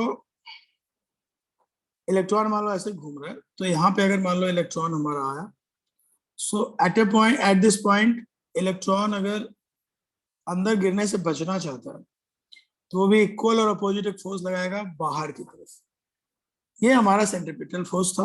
अब ये जो फोर्स है ये सेंट्रीफ्यूगल फोर्स।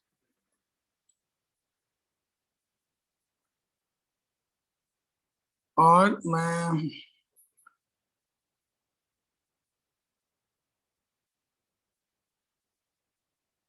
मैं पहले ही तुमको बता चुका हूं कि यहाँ पे सेंट्रीफ्यूगल फोर्स का जो फॉर्मूला होने वाला है वो पहले से क्लियर है, सबको बता चुका हूं, वही लगाने वाले हैं हम लोग।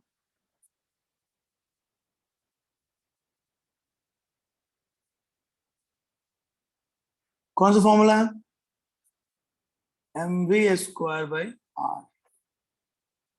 इलेक्ट्रॉन को अगर गिरने से बचना है तो ये उसका फॉर्मूला है mv²/r। दिस इज, सबको समझ में आ रहा होगा। where m is the mass of electron,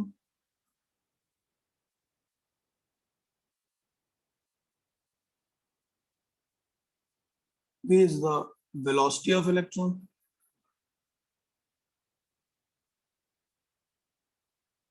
and r is the radius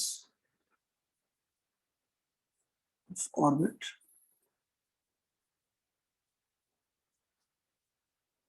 देख लो भाई सब लोग,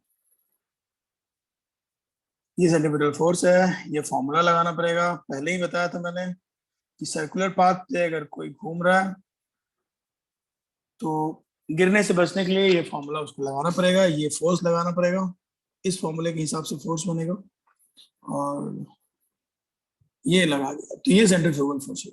इसमें m मास ऑफ इलेक्ट्रॉन है, वेलोसिटी ऑफ इलेक्ट्रॉन है, r रेडियस ऑफ ऑर्बिट। किसी को समझ में नहीं आ रहा तो बोलो डन।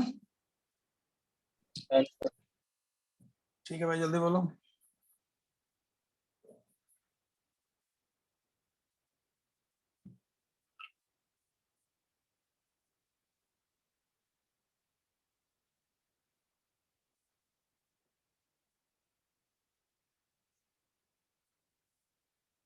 आगे बढ़ूं? Yes, sir. ठीक है भाई, अब बढ़ते हैं आगे। अब बड़ी बात यह है कि इलेक्ट्रॉन गिर नहीं रहा है ना,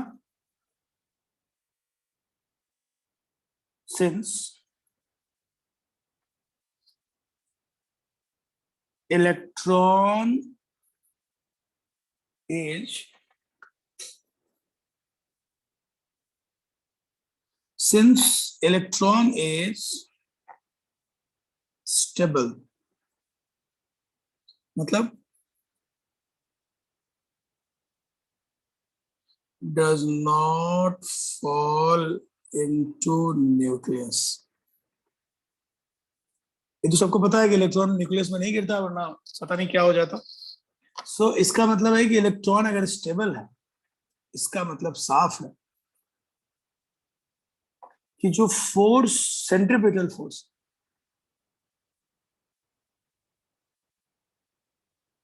वो इक्वल है सेंट्रीफ्यूगल।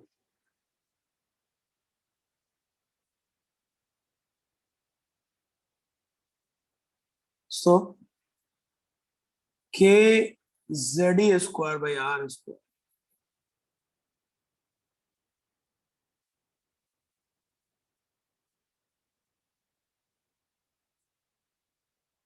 इक्वल होंगे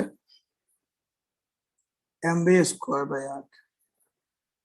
सारे बच्चे ये वाली बात पहले सीखेंगे, note it down first. This is आगे काम आएगा तो मैं इसको लिख देता हूँ इक्वेशन नंबर 1, लिखते चलो।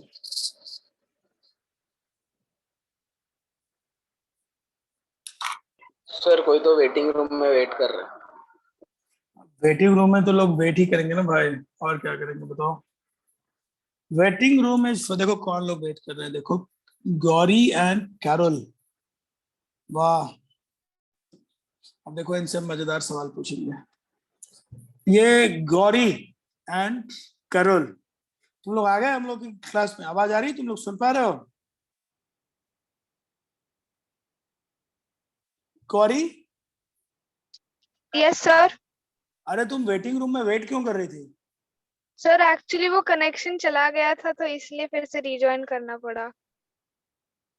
हाँ, लेकिन वेटिंग रूम में और कोई चॉइस होता है क्या हमारे पास वेट करने के अलावा?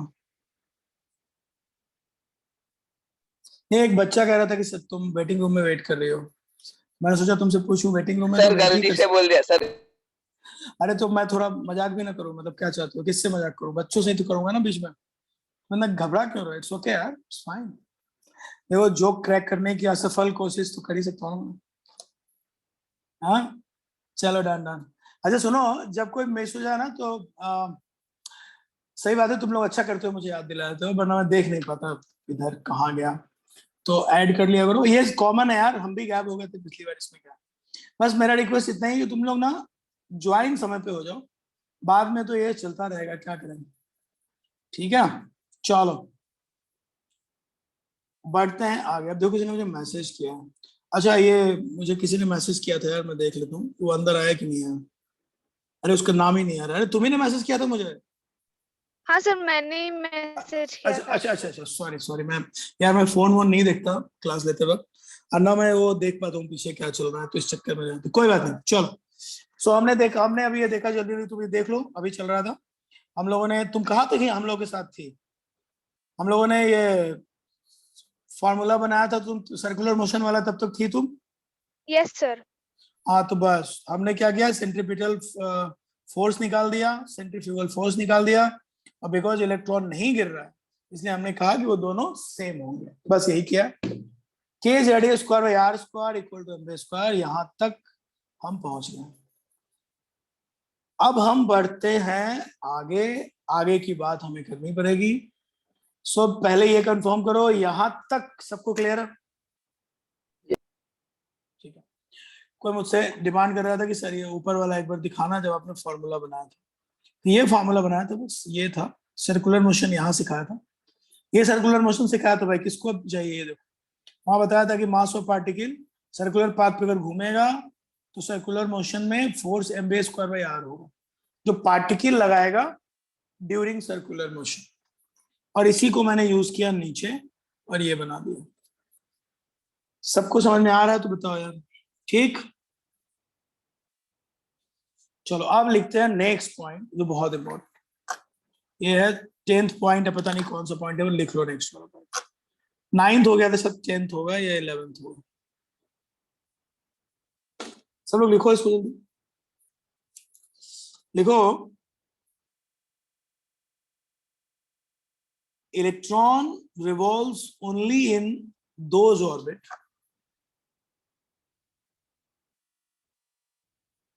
electrons revolves only in those orbit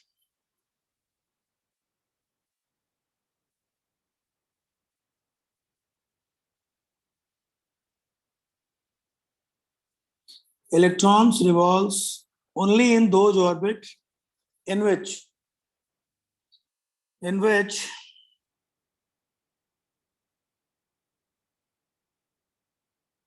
angular momentum is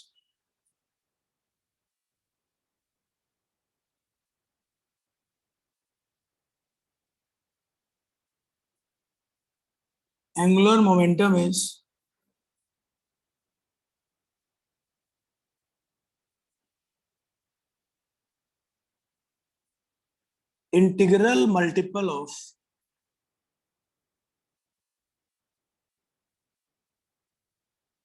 h by 2 pi। h Planck's constant है, सबको पता है। पाई की वैल्यू सबको मालूम है, तो लिखते चलो।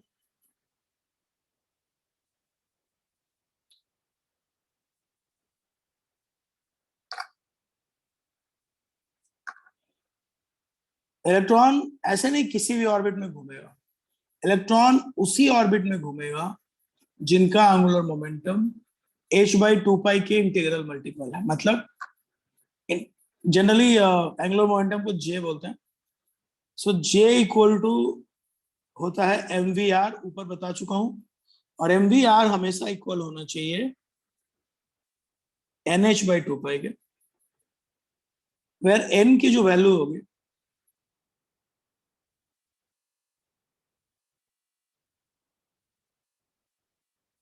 वो होगी 1 2 3 4 5 6। ये नंबर जो है ये फ्रैक्शन में नहीं होंगे। इससे ये पता चल रहा है कि इलेक्ट्रॉन हमेशा ऐसे ऑर्बिट में घूमता है जो h by 2 पाई के इंटीग्रल मल्टीपल है।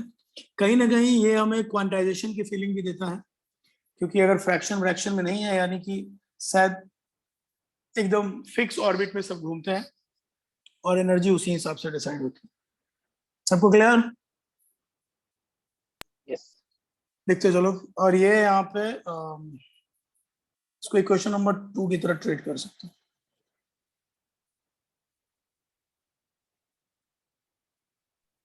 सर यहाँ पे वो n क्या डिनोट कर रहा है? n कोई भी नंबर हो सकता है, 1 2 3 4 5 6, बस फ्रैक्शन नहीं हो सकता, जीरो नहीं हो सकता, ओके। इनफाइनाइट तक जा सकता है। मतलब सेल बोल सकते हो तुम करीब। शेल की संख्या मतलब 1 2 3 4 5 होती है, फ्रैक्शन में नहीं होती, यही डोनेट कर रहा है। ठीक है, हाँ sir. Okay.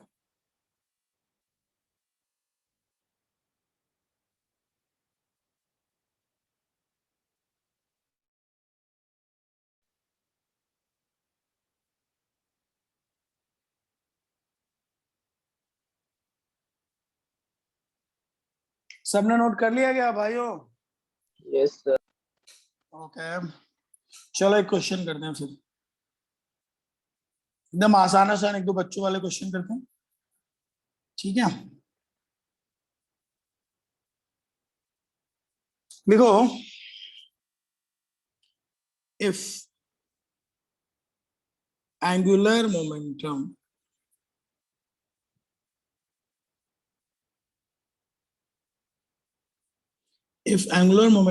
for hydrogen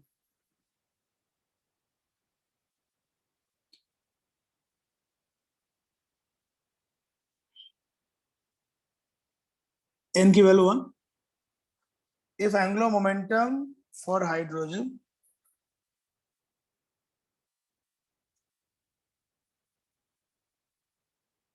n equal to 1 is x, then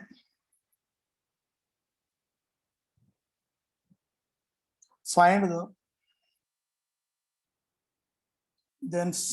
the angular momentum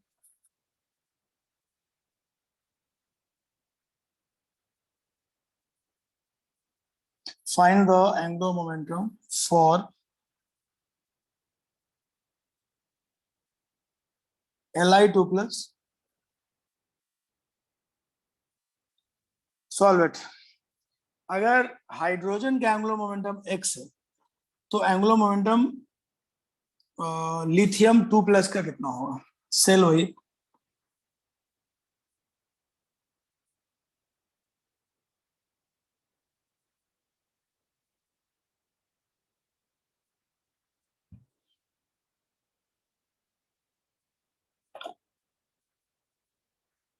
क्या आंसर होगा भाइयों?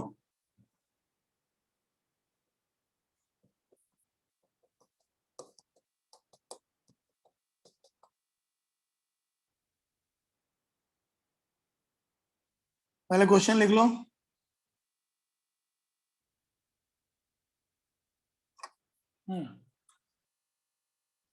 इतना टाइम क्यों लग रहा है? कोई है जो आंसर बताएगा हमको जल्दी से? और हाइड्रोजन का एंगुलर मोमेंटम x है तो लिथियम का एंगुलर मोमेंटम कितना होगा? बोलो बे, अरे बोलो। एंगुलर मोमेंटम का फॉर्मूला क्या होता है बताओ? अरे बोलो। mvr MV square. mvr या nh/2 अरे होता है ना। अब इसके बारे में तो कुछ पता है नहीं कि वेलोसिटी कितना है, रेडियस कितना है, बट ये तो पता है सबको। बोलो। yes sir अब बताओ हाइड्रोजन और लिथियम में क्या फर्क है? जेड का फर्क है, एटॉमिक नंबर का फर्क है, बाकी तो कोई फर्क। No. एंगुलर मोमेंटम का जो फॉर्मूला है nh/2, इसमें जेड जैसी कोई चीज है क्या? नहीं है। क्या एटॉमिक नंबर से कोई फर्क पड़ता है? अरे बोलो। No. कोई फर्क नहीं पड़ता। इसलिए अगर किसी चीज से फर्क पड़ता है तो वो है नंबर ऑफ शेल। कौन सा एटम है उसका एटॉम फर्क नहीं पड़ता। इसलिए अगर एक के n इक्वल टू 1 किसी का भी हो, अगर उसकी वैल्यू x है तो दूसरे वाले की भी वैल्यू कितनी होगी? x। सो ये जो j की वैल्यू दोनों के लिए हो जाएगी। For hydrogen n equal to 1 हो, और कौन है? Lithium 2 plus n equal to 1, दोनों के लिए आंसर वही रहेगा। इसलिए सही जवाब क्या है मेरे भाई? इसकी वैल्यू बदल सकती थी अगर n की वैल्यू बदलेगी। एंगुलर मोमेंटम सिर्फ किस पे डिपेंड करता है? सब लोग बोलो जल्दी। सिर्फ और सिर्फ किस पे डिपेंड करता है? n पे, number of NH/2 पाई, क्योंकि हमने पढ़ा हुआ है कि J की जो वैल्यू है बेसिकली डिपेंड करती है NH/2, बिकॉज n की वैल्यू दोनों में सेम है, इसलिए ये वाली वैल्यू भी दोनों के लिए सेम ही होगी। क्या होगी? x। नो कंफ्यूजन्स, नथिंग, याद रखना है। तो आगे चल के अगर कोई तुम्हें धोखा देने की कोशिश करे कि भाई हमने दूसरा एटम ले आया, तुम सोच में मत पड़ जाना कि अरे एटम बदल गया तो एंगुलर नहीं बदलेगा। एंगुलर मोमेंटम सिर्फ और सिर्फ शेल नंबर पे डिपेंड करेगा, बाकी किसी बात से इसको कोई लेना देना नहीं। समझे नहीं समझे? बोल दो। समझे। yes sir. ठीक है भाई, चलो नेक्स्ट सवाल।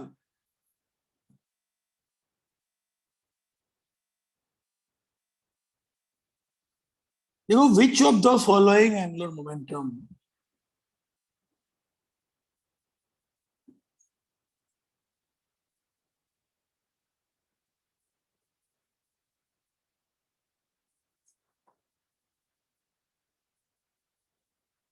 which of the following angular momentum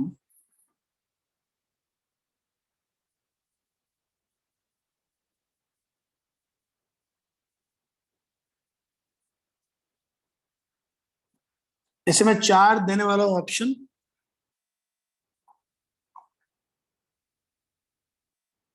shows presence of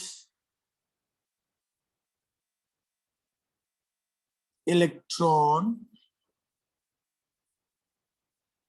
in an orbit। ऐसा कौन सा 4 ऑप्शन में एक ऐसा होगा जो बताएगा कि इलेक्ट्रॉन ऑर्बिट में घूम रहा है? पहला है, इसका आंसर मोर देन 1 भी हो सकता है, H/2 पे। बी है 3H/2 पे। सी है 5H/5।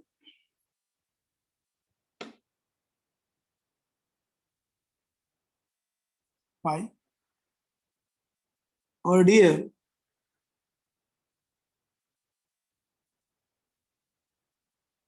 Solve it. क्वेश्चन पढ़ लो भाई। Which of the following angular momentum shows presence of electron in an orbit? Sir option A and C. सब लोग ट्राई करेंगे? हो सकता है सब लोग ट्राई करेंगे। अभी बता दूं। सर एक डाउट था हम्म सर, जो एन है, does it indicate the orbit of the valence electron और the number of electrons? Number of electron तो एक ही होगा ना बेटा। हम लोग कौन सा अच्छा टॉपिक पढ़ रहे हैं? Bohr's model. अब बोर्स मॉडल में हमने क्या सीखा? हम सिर्फ एक इलेक्ट्रॉन सिस्टम के लिए वर्क करते हैं। तो यहाँ पे एन की वैल्यू सिर्फ नंबर ऑफ शेल हो सकती है, और शेल का नंबर फ्रैक्शन में नहीं हो सकता। तो एन की वैल्यू 1 2 3 4 5 ही होगी बस। उसकी जगह पे कुछ और होगी तो वो इलेक्ट्रॉन की बात नहीं करेंगे। So you have to check that कि एन की वैल्यू 1 2 3 4 5 6 ही है ना, कोई फ्रैक्शन में तो नहीं है। ठीक है, जैसे डी नहीं होगा, जैसे डी नहीं होगा। क्यों नहीं होगा? क्योंकि ये फ्रैक्शन। सेल का नंबर 1.5 तो नहीं हो सकता ना, या तो सेकेंड सेल होगा, या तो थर्ड सेल होगा, या तो फोर्थ सेल होगा। 1.5 सेल इज नॉट पॉसिबल। बाकी एन की वैल्यू 1 हो सकती है, एन की वैल्यू 3 हो सकती है, एन की वैल्यू 5 हो सकती है, but n can not be fraction. So यहाँ पे सीखने वाली बात सिर्फ यही है कि एन जो है वो फ्रैक्शन नहीं हो सकता, है ना। अगर फ्रैक्शन है तो वो इलेक्ट्रॉन की बात नहीं कर रहा, बस इतना ही देखना। सो जो फ्रैक्शन होगा वो नहीं होगा, इलेक्ट्रॉन नहीं चल रहा है, बात कुछ और कह रहा है। और जहां जहां वो है पॉसिबिलिटी वहां चलेगा। ठीक है सबको? yes sir. ठीक है भाई, मैं बढ़ता हूँ आगे। तो सबको समझ में आ गया होगा ये सब बातें, सो दैट मैं आगे की बहुत सारी बातें भी बाकी हैं। सो चलो बढ़ते हैं आगे। लिखो नेक्स्ट पॉइंट। लिखो भाई सब,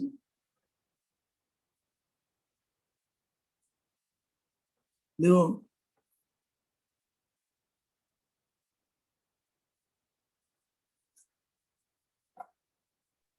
सर ये 11th पॉइंट है क्या?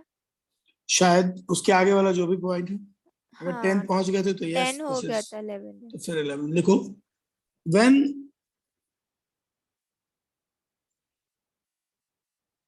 Energy is absorbed, when energy is absorbed by an electron,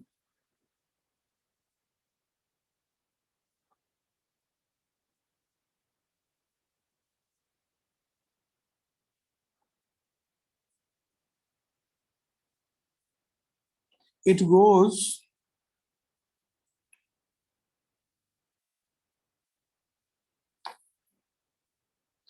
देखो इलेक्ट्रॉन, मैंने कहा था कि जो नीचे वाले ऑर्बिट होते हैं उनकी एनर्जी कम होती है, अगर उसको तुम एब्जॉर्ब कराओगे तो वो हाई एनर्जी लेवल चला जाएगा।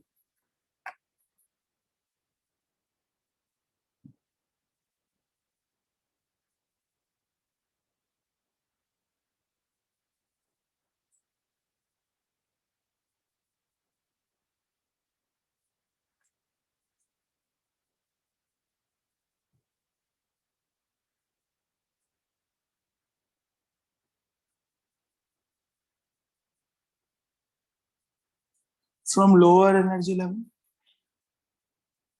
एनर्जी लेकर इलेक्ट्रॉन लोअर से हायर की तरफ जाएगा।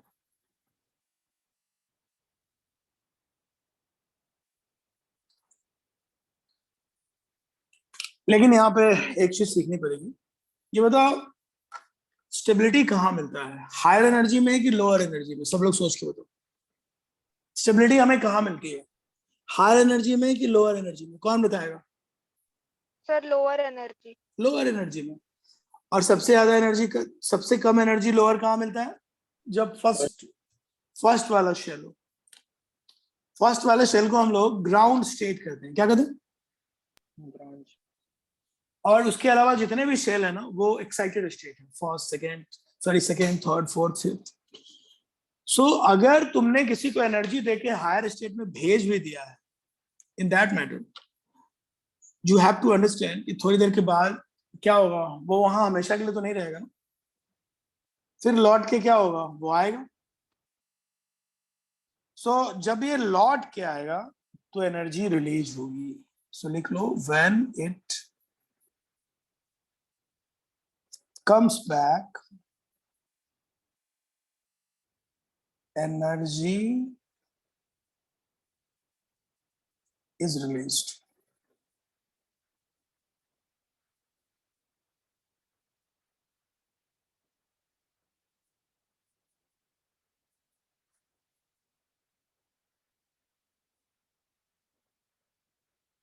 ध्यान देंगे सब लोग।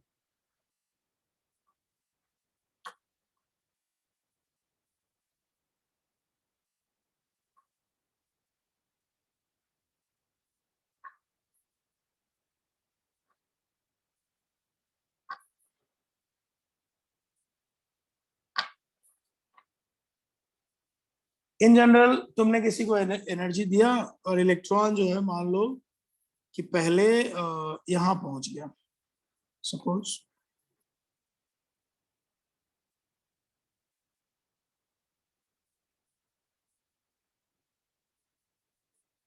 इलेक्ट्रॉन यहां पहुंच गया, यहां पहुंच तो गया बट इलेक्ट्रॉन फिर लौटेगा। जब इलेक्ट्रॉन लौटेगा तो लौटने के बहुत सारे तरीके हो सकते हैं। हो सकता है कि इलेक्ट्रॉन मान लो यहां पहुंच गया, हो सकता है कि इलेक्ट्रॉन टुकड़ों में लौटे, ऐसे कर करके लौटे, है ना, ऐसे भी लौट सकता है वापस इलेक्ट्रॉन। या हो सकता है कि इलेक्ट्रॉन एक ही बार वापस आ जाए, दोनों पॉसिबिलिटी है। लेकिन इसमें से कोई भी पॉसिबिलिटी हो, जब इलेक्ट्रॉन वापस लौटेगा तो एनर्जी रिलीज होगी। सो लिखना यह है काम की बात कि एनर्जी एब्जॉर्ब हो,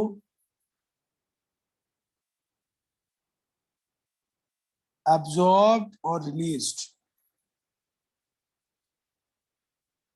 Energy is absorbed or released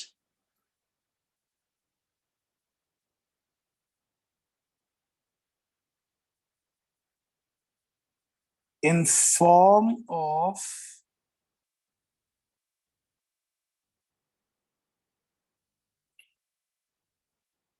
photons, जो हम पहले ही पढ़ चुके हैं। एनर्जी रिलीज करे या एब्जॉर्ब करे, एनर्जी हमेशा किसके टर्म में होगा? फोटोन के टर्म में। और आप समझ सकते हैं कि यहाँ जो एच म्यू नॉट है, तो हो सकता है यहाँ का फोटोन एच म्यू नॉट 2 हो, एच म्यू नॉट 3 हो, एच म्यू नॉट 4 हो, अलग अलग फोटोन होंगे। अगर कोई सीधा जंप करेगा तो हो सकता है कि वो एच म्यू नॉट 5 हो। मतलब कहने का मतलब ये हुआ कि एनर्जी जो रिलीज होगी वो अलग अलग पैकेट और बंडल्स में होगी, और हर पैकेट और बंडल की एनर्जी फोटोन के टर्म्स में रिलीज होगा, एवरीवेयर फोटोन। वो डिपेंड करेगा जंप पे कि वो किस टाइप का जंप कर रहा है। जैसे ये सीधी जंप है, सीधे यहाँ से, ये टुकड़े टुकड़ों में जंप है, और भी कई तरह के जंप हो सकते हैं। लेकिन इतना पक्का है कि इलेक्ट्रॉन अगर एनर्जी लेके हायर ऑर्बिट में जाएगा तो वहां रुकेगा नहीं, वो नीचे आएगा।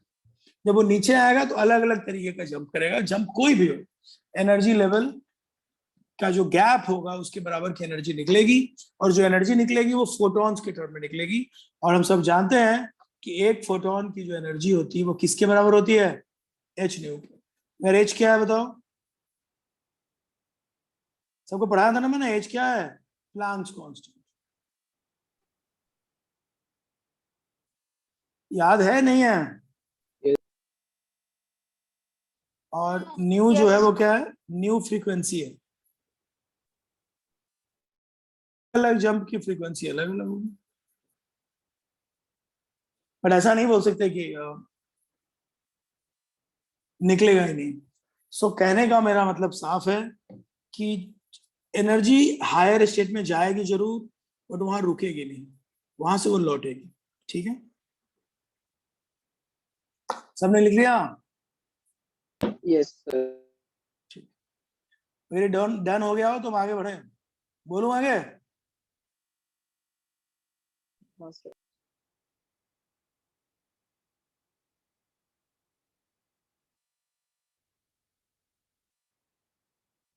अब देखो, अगर ये न्यूक्लियस है और ये इसके अलग अलग शेल्स हैं, इनके नाम रखने पड़ेंगे। जैसे ये n इक्वल टू 1, इसको लोग ग्राउंड स्टेट कहते हैं। क्या कहते हैं जल्दी बताओ? Ground state. यहाँ पे एनर्जी लेवल सबसे कम होता है, और इलेक्ट्रॉन के पास यहाँ रहने की वजह सबसे ज्यादा होती है। तो जनरली यहाँ ही इलेक्ट्रॉन रहना चाहता है, इसको तुम के शेल भी कहते हो अगर याद हो, ये तुम्हारा के शेल भी है। लेकिन अगर तुम इनको थोड़ा यहाँ लेके आओ तो ये तुम्हारा हो जाएगा n इक्वल टू 2, और ये जो है ये n इक्वल टू 2 है, इसको बोलते हैं एक्साइटेड स्टेट।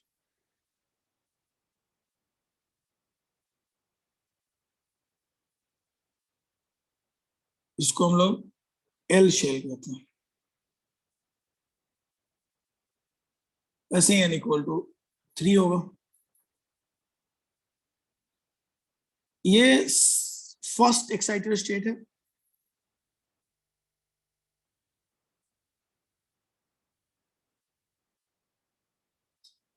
इसको बोल सकते हो सेकेंड एक्साइटेड स्टेट।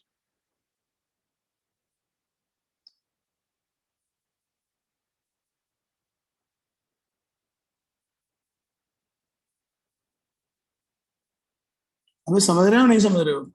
वैसे ही जब n इक्वल टू 4 लिखोगे तो ये तुम्हारा एक्साइटेड स्टेट नंबर कितना हो जाएगा? 3। ऐसे ही आगे बढ़ते रहो। सो जो n है वो ES मतलब एक्साइटेड स्टेट, शॉर्ट में लिख दिया, ठीक है? Yes. हाँ सर।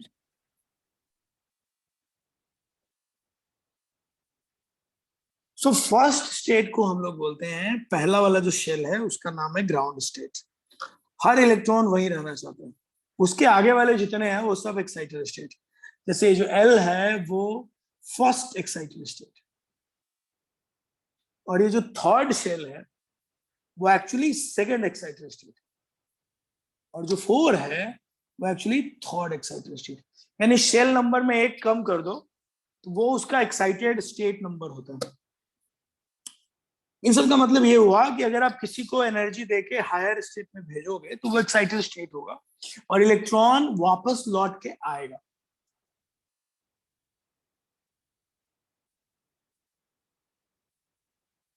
समझ में आ गई क्या बात? Yes sir. तो देखो भाई, समरी ये हुआ कि इलेक्ट्रॉन न्यूक्लियस के चारों ओर घूमते हैं, बट वो स्टेशनरी सेल्स में घूमते हैं। स्टेशनरी सेल्स वो होते हैं जिनके अंदर घूमने के लिए एनर्जी नहीं चाहिए, लेकिन जब बम करोगे तो एनर्जी चाहिए होती है। फिर मैंने ये बताया कि वहां पे वो टिकता कैसे है। टिकने के लिए इलेक्ट्रोस्टैटिक फोर्स उसके ऊपर लगता है, उससे बचने के लिए वो सर्कुलर मोशन वाला फोर्स लगाता है mv²/r, जो kJ/r को बैलेंस करता है।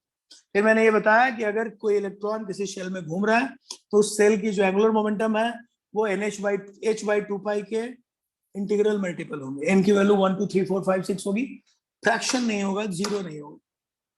ये सब डिस्कशन हम कर चुके। फिर अब लास्ट में मैंने ये समझाया कि भाई देखो, हर स्टेट में जो सबसे पहला वाला स्टेट है वो ग्राउंड, उससे ऊपर अगर एनर्जी देके तुमने किसी को भेज दिया तो वो वापस से लौट के आएगा। लौट के आने के बहुत रास्ते होंगे, जितने तरह के रास्ते होंगे उतने टाइप के पैकेट्स रिलीज होंगे, और हर पैकेट की अपनी एक फिक्स एनर्जी होगी जो h न्यू के बराबर होगी। न्यू की वैल्यू बदलेगी, h तो फिक्स है। सो अगर मैंने ग्राउंड पे किसी, और जनरली ग्राउंड पे एनर्जी सबसे कम है और जैसे जैसे दूर जा रहा है एनर्जी बढ़ता जा रहा है।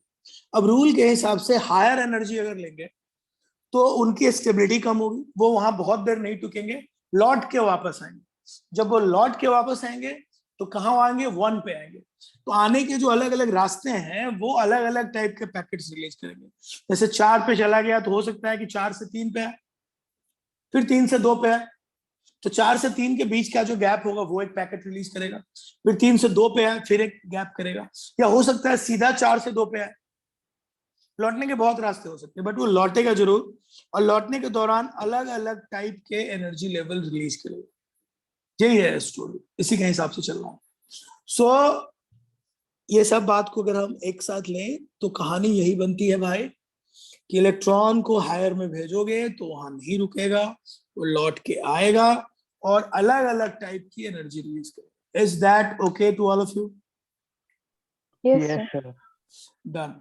तो ये था बोर्स की कहानी। अगली बार हम एप्लीकेशन ऑफ बोर मॉडल पढ़ेंगे नेक्स्ट क्लास में, जिसमें हम बोर्स ऑर्बिट की रेडियस, इलेक्ट्रॉन की वेलोसिटी उस रेडियस में जब वो घूमेगा उस ऑर्बिट पे, एनर्जी लेवल, ये सब एग्जैक्टली निकालेंगे। तो अगली क्लास बहुत इंपॉर्टेंट है। आई गेस फ्राइडे को है ना हमारी अगली क्लास? Yes. जी सर। फ्राइडे या थर्सडे?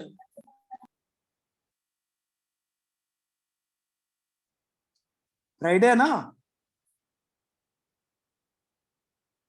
हाँ चलो सर। जब भी, हाँ फ्राइडे है, मुझे जैसे याद आ रहा है। तो चलो डन डन डन, मिलते हैं हम लोग फ्राइडे, खत्म करते हैं इसको, ठीक है? चलो यस सर। तब तक ये सब चीजें पढ़ लेना, थोड़ा रिवाइज कर लेना। Bye, take thank you care, sir. Yes, sir. Bye. Bye bye bye bye, सब मिलते हैं हम लोग। Bye, sir. हाँ बोलो बोलो, तो कुछ बोल रहा है? सर क्या आप इस लेक्चर की रिकॉर्डिंग फिर से इस पे व्हाट्सएप ग्रुप पे सेंड कर सकते हैं? बेटा रिकॉर्डिंग जो है राहुल जी लगाते हैं क्लास, तो उनके पास रहती है, वो यूट्यूब पे डालते हैं या कुछ भी, उनका नंबर है ना तुम्हारे पास, उनको कॉल कर लो, और अगर ना हो तो अपने सेंटर हेड को कॉल कर लेना, वो उनसे ले लेंगे। क्लास वही लगाते हैं, मैं लगाता नहीं, तो रिकॉर्डिंग मेरे पास नहीं होती, ठीक है? Okay okay sir. चलो, ओके बाय बाय।